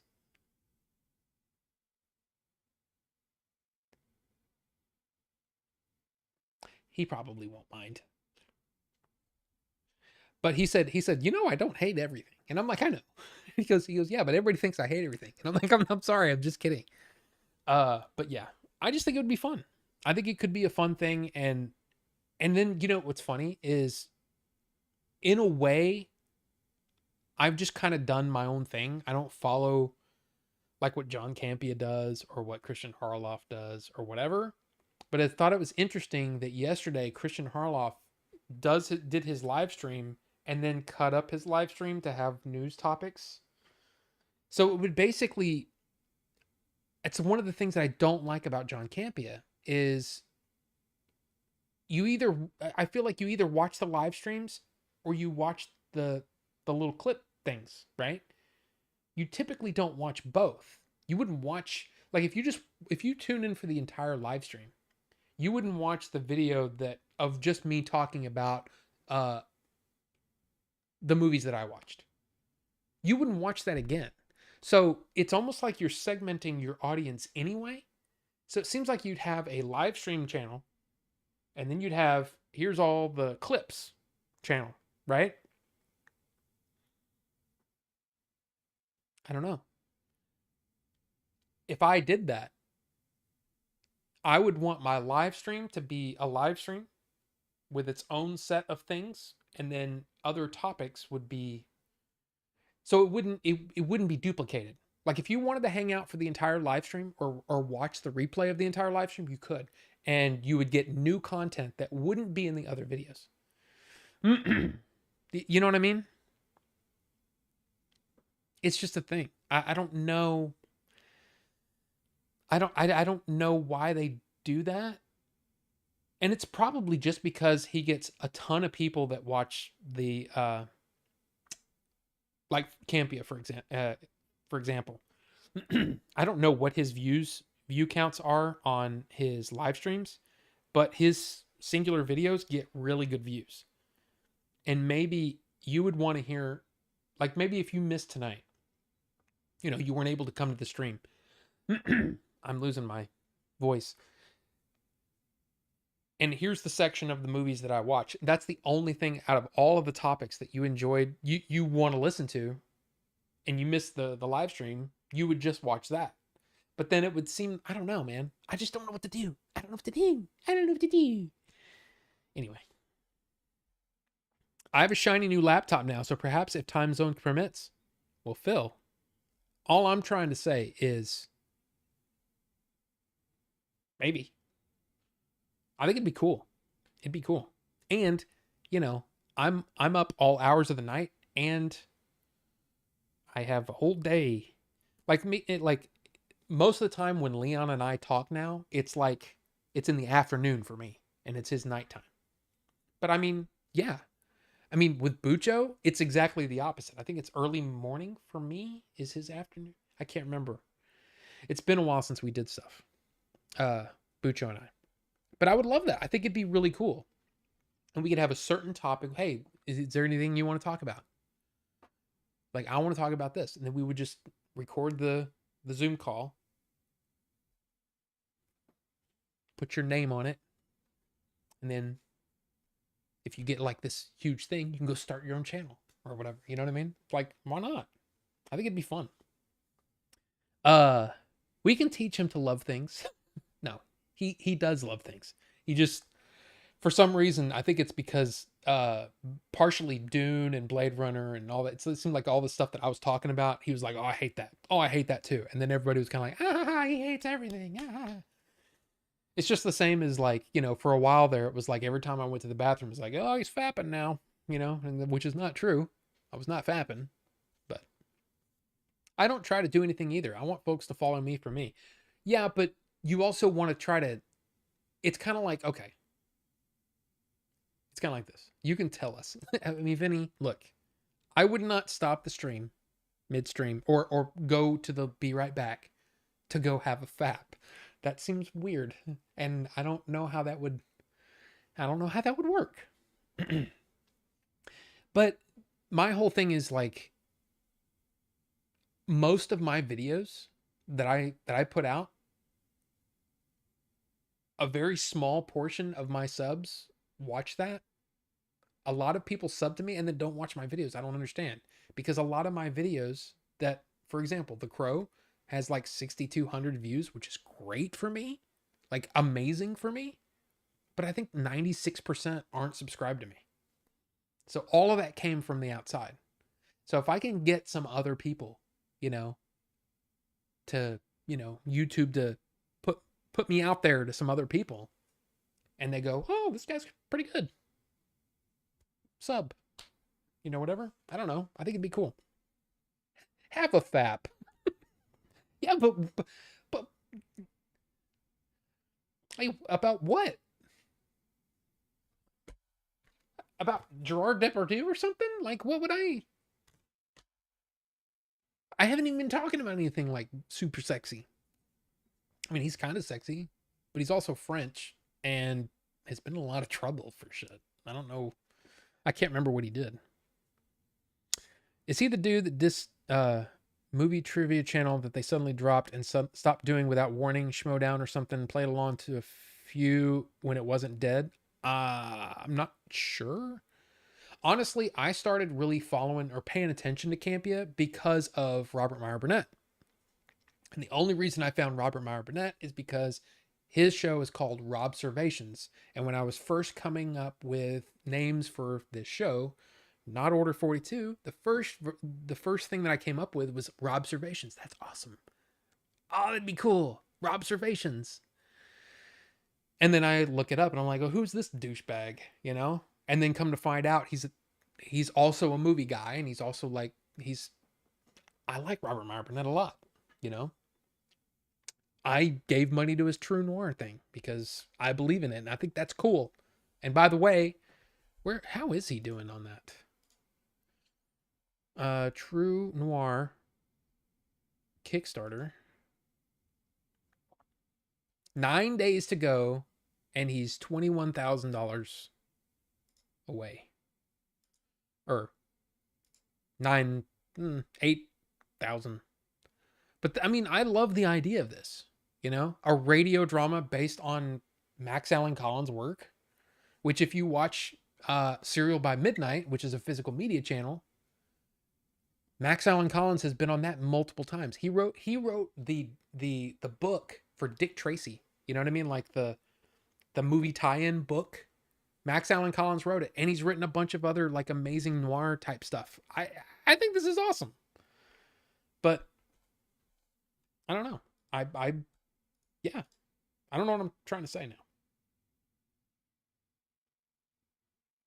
But yeah, that's where I found Campia, basically. So I don't know about any previous drama that Campia had. You're having one right now. Wow, Vinny. Amazing. Was it Gerard Depardieu just holding that up? Was like, oh, that'll get me there. Even weirder to do it in front of us. I mean, stream on Twitch and have a fap redeem. Rob Survey, stop by and have a fap.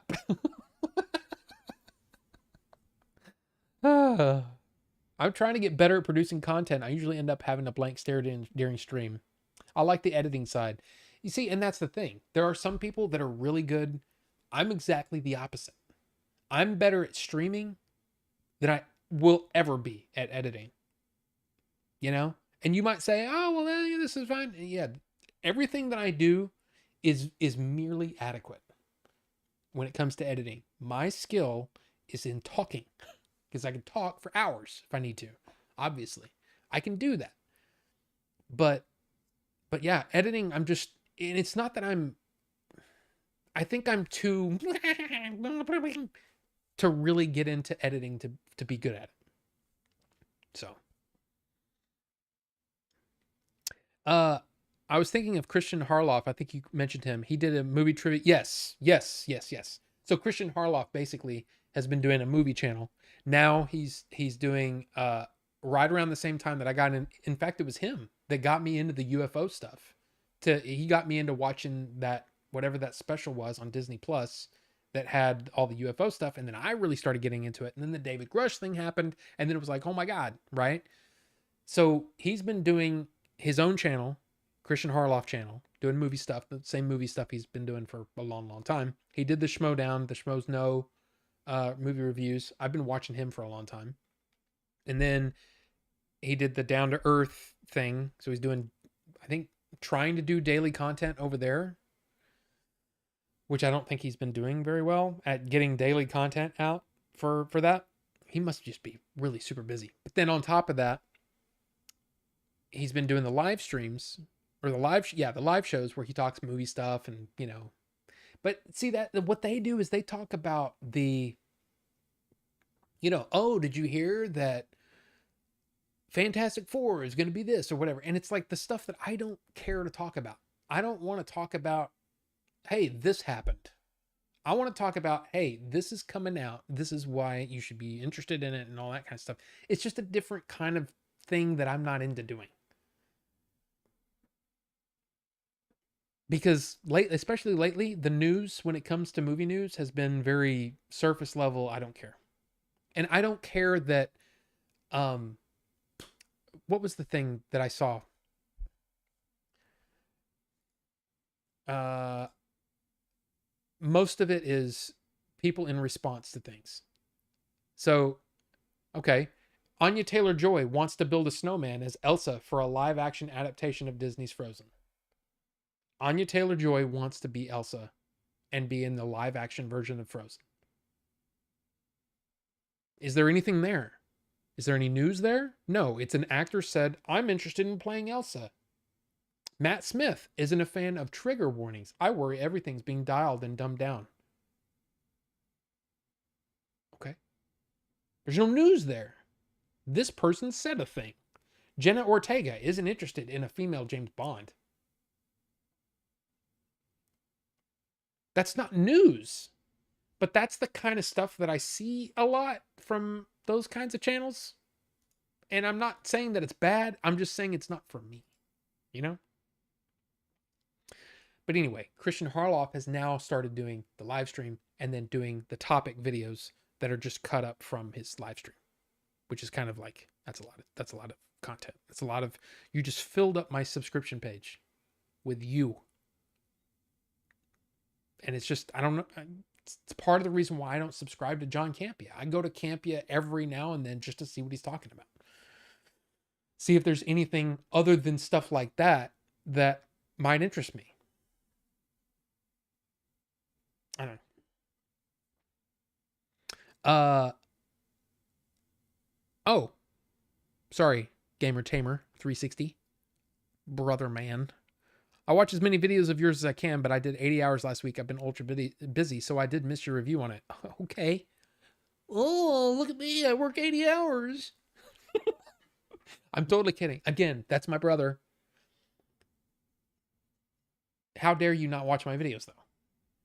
I mean, I can appreciate that you work a lot, but like, all right, it's time to unwind. It's time to get ready for bed.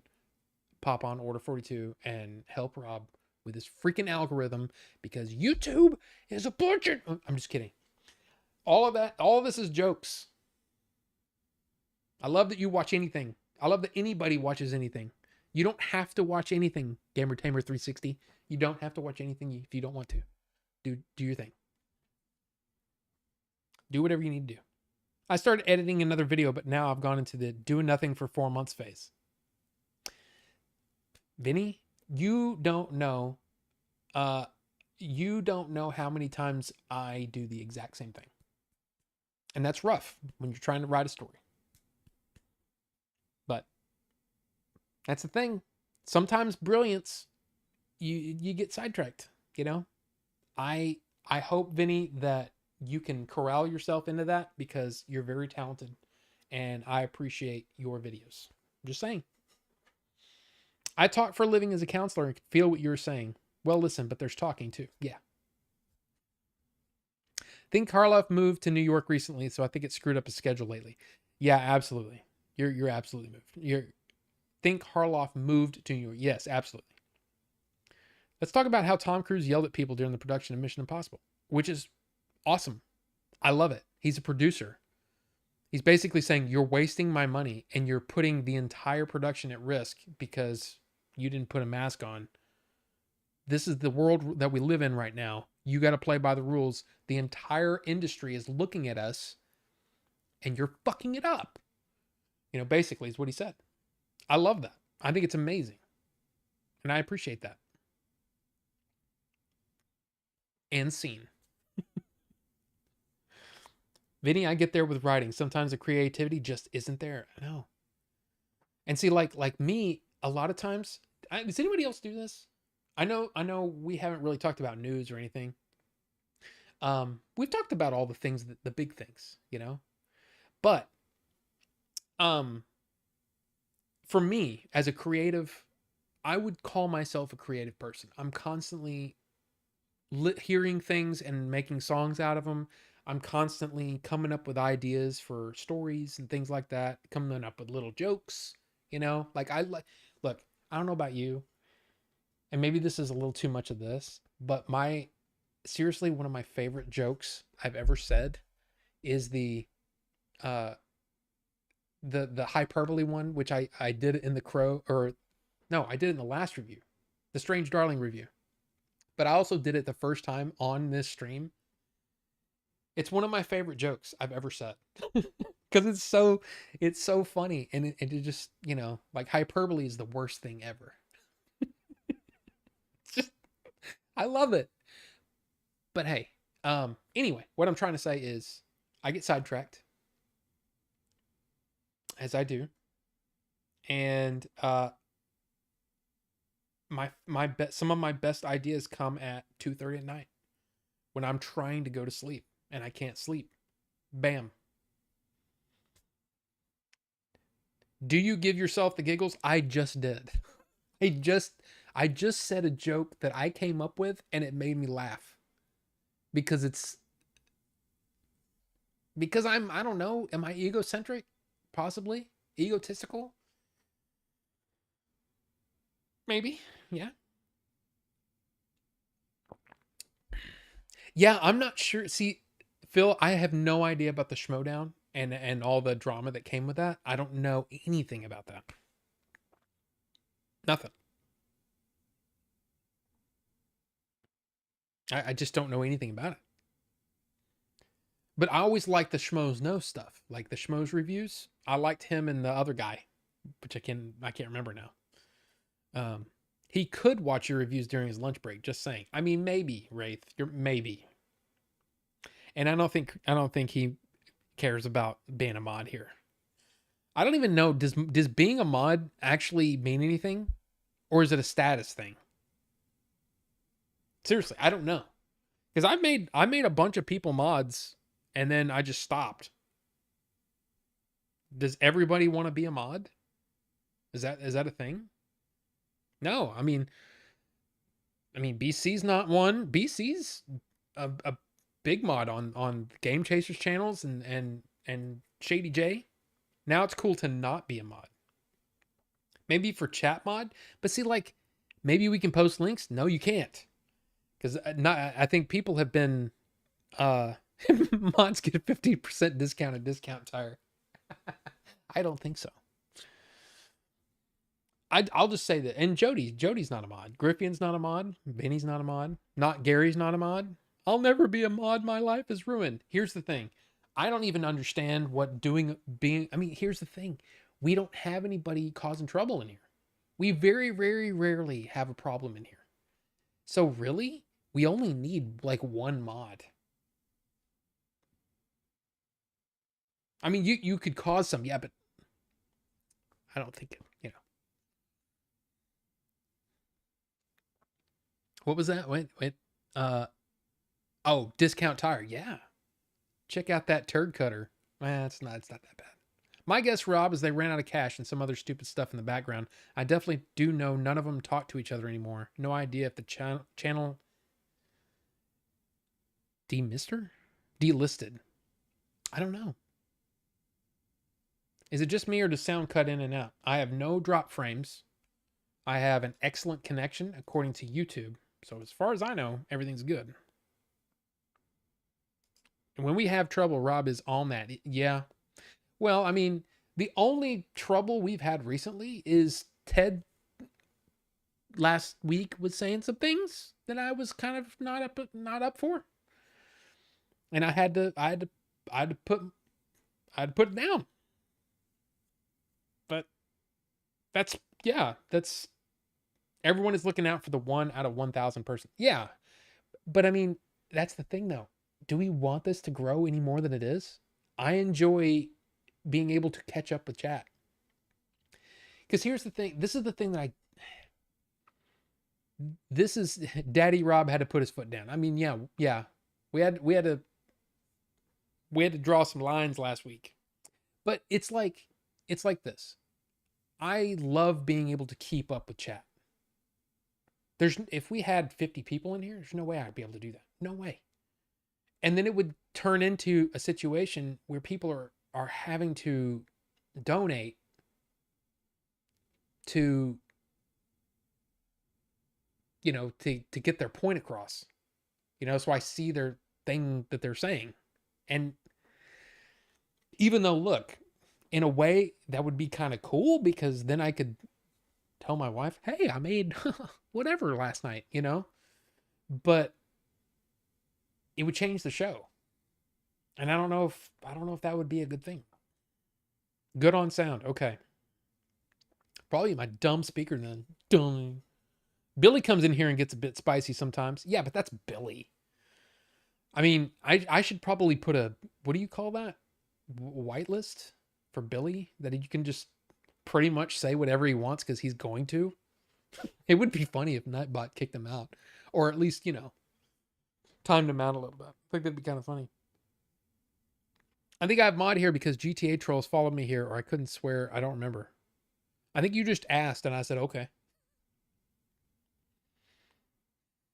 Imagine trying to catch up a chat if there's 200 people in here. Yeah, the whole joke of, oh, it'll be another hour before he gets to this. That would be true, and then the show would never end, which would please Bucho a lot, wouldn't it? Imagine if Rob had thousands talking at once. Donate to get seen. Our friendship would get expensive. Well, and here's the thing. Rufus has even brought up multiple times um about like the channel things. What is it? I don't even know. Memberships, channel memberships. And it was kind of like, but what do I have to offer somebody that buys a channel membership? Like I don't know. Well, you could do a live show for or like a get together with them and I'm like, we do that on Discord. You know what I'm saying? So it's kind of like in a way, I'm sure there's probably people that would look at my channel and go, you're shooting yourself in the foot by not having channel memberships, by responding to every single chat you can, by doing, there's things that I'm not doing right.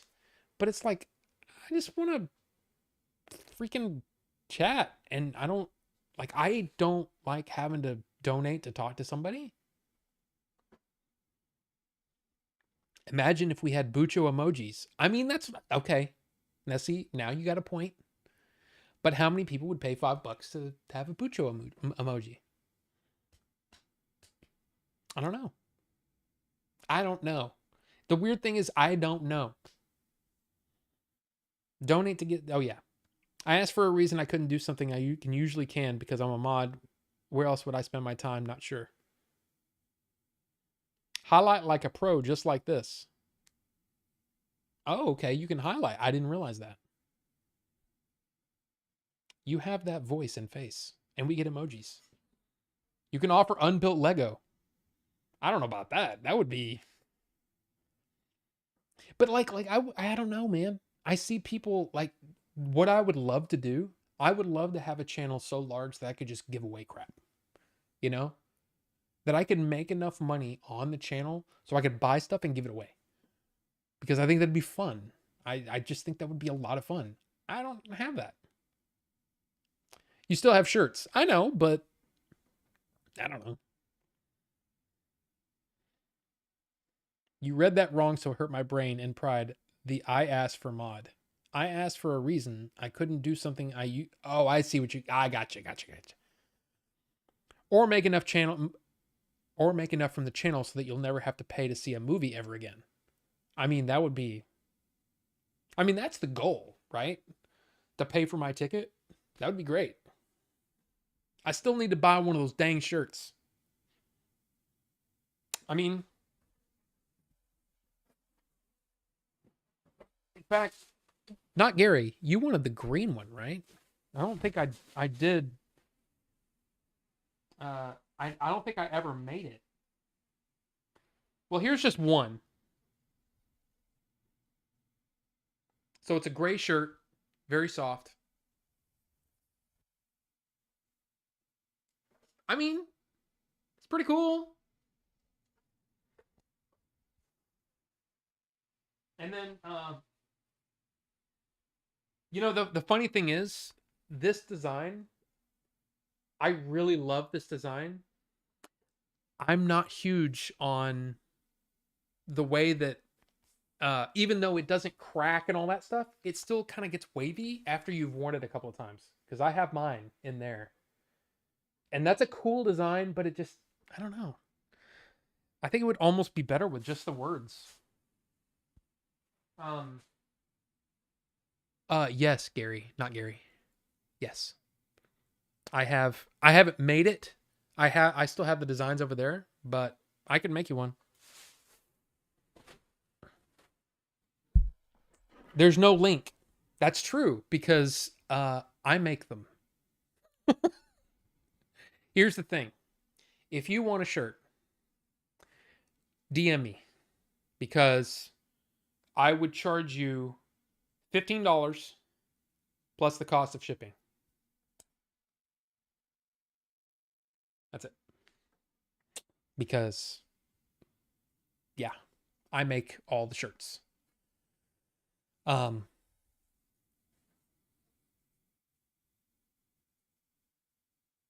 I don't know. Hold on. I do have. Okay, so I still have some that I haven't put on shirts yet. So I have the gray with the dark blue. That almost looks purple. But then I have the gray with the green. So all the shirts are gray. I have a couple of other silvers. I have, the classic, red and black, red to black. But yeah, and then I have these, which again, I would be curious because Ricky's still here, right? Oh, well, Wraith, you have one. How is your shirt holding up? Because I'll be honest, man. On mine, that's purple, but there's no.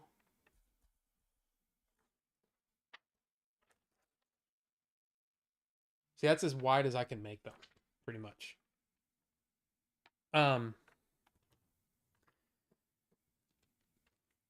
my shirt just didn't hold up very well, and maybe I'm drying it too high.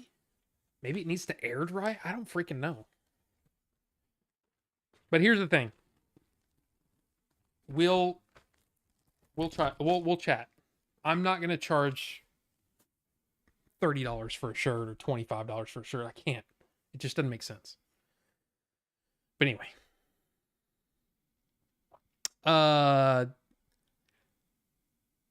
Sauron did have a physical body at some point. Yes, like he was a powerful being or dark wizard. Well, he's yes. Yes. Dude, just sell all those freaking books taking up space up behind you. I mean, right? I probably should. I need to sell at least the history. Because I'll probably. Here's the thing. I loved reading the history of Middle Earth. I'll probably never read it again. There's no need for me to have all those. Lord of the Rings, sure. And having multiple copies of those, yeah, that makes sense. I'll probably never read the history again.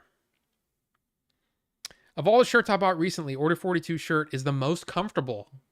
Don't tell Billy or Foo Fighters. Mine cracked. Ah, Wraith. Or go to Retropalooza and get for $15 straight from the man himself. Exactly. Even for big fat guys? Well, I mean, what's the size? I have up to 3X? I think. I want each letter in each paint swipe to be a different color. I mean, that could be done on a future order. But yeah, my shirt is just fine. What does Order 42 refer to? Okay. So here's the thing. I love Star Wars. Right? I've been a Star Wars fan my whole life. There's Star Wars shit all over this house. Of course, the Lego, the Star Wars Lego stuff. There's Star Wars Lego all over the house, right? So I thought Order 66. What are the other orders? And what do they mean? Like, because my idea of Order 66 was that there were multiple orders come up by the Republic in the training of the clones. And Order 66 was the one that had to do with, oh, by the way, at a certain point when I say Order 66, kill the Jedi, right? So I was like, okay, what are the other ones? And then I remembered that in the Thrawn trilogy, the original Thrawn trilogy, uh, well, basically part of Thrawn's character was that he wanted to learn about the art of every civilization. And by learning their art, their music, their entertainment, all of those things, by learning about the culture, you can then take over the culture, right? So it's easier for you to it's easier for you to defeat a people if you know what those people stand for and all that kind of stuff, right? So Order 42 was actually something that Emperor Palpatine came up with that said that we should learn about all of the people that we serve. And it became really, really effective when the Empire started to take over. And as Grand Admiral Thrawn was part of the Empire, and he was part of his training was learning about Order 42, that he took that on as one of the most important aspects of what the Empire did to take over all of these civilizations, all of these planets, which is all crap. It's all, I just made all that up, but Order 42 was, my idea was that that's what that was. And basically 42 is movies and music and comics and all that stuff. It's my everything. It's like everything. So Hitchhiker's Guide to the Galaxy, 42, what's the meaning of life, the universe and everything, 42. See how it all kind of works together? So it's kind of like Star Wars and Hitchhiker's Guide kind of put together, but it's really not. And it's, anyway.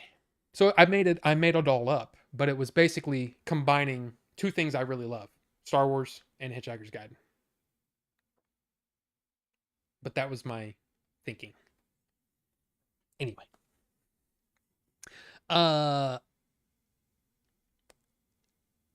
Let's see. If Sauron got the ring back in Lord of the Rings, would he have taken physical form again? Guessing yes. Yes. Most likely, yes. But he would have been able to take over everything because the ring rules all.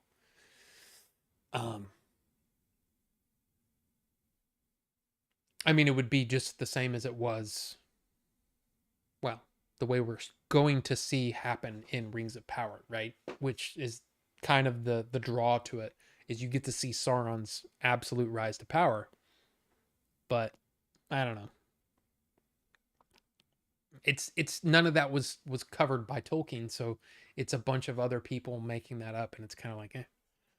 Oh my God, it's almost 11. I've got to go. My throat hurts. My wife's probably asleep. Can it be the 42nd Order? Dang, very Hitler-like. I see the insanity and I like it. Well, see that again. I started thinking about Thrawn's character, like the way that Timothy Zahn wrote Thrawn was that I need to learn the art of all the people that I'm trying to dominate. And by learning their art, they're easier to dominate if I know what drives them and their superstitions and their, all the things that drives them. And it's basically about their art. I love art, comics and movies and games and all the stuff. And I just thought, what if 42, the answer to life in the universe and everything, is entertainment? And what if Order 42 is, I don't know. I keep saying that. Was fun, Rob. Have a great night. Yes, it was. And Lord of the Rings Risk, I've never played Risk before. I don't know if I own it. I thought I did at one point, but we got rid of a lot of our board games. But yeah, just like we are doing on here. I know, we're dominating. But look, yes, you guys have a great week. Beetlejuice comes out tomorrow. And guess what? A lot of the other big review channels have already seen it and are already posting their review. So I'm going to be late again, no matter when I post it. So I'll probably go watch it tomorrow night, which I already have my tickets.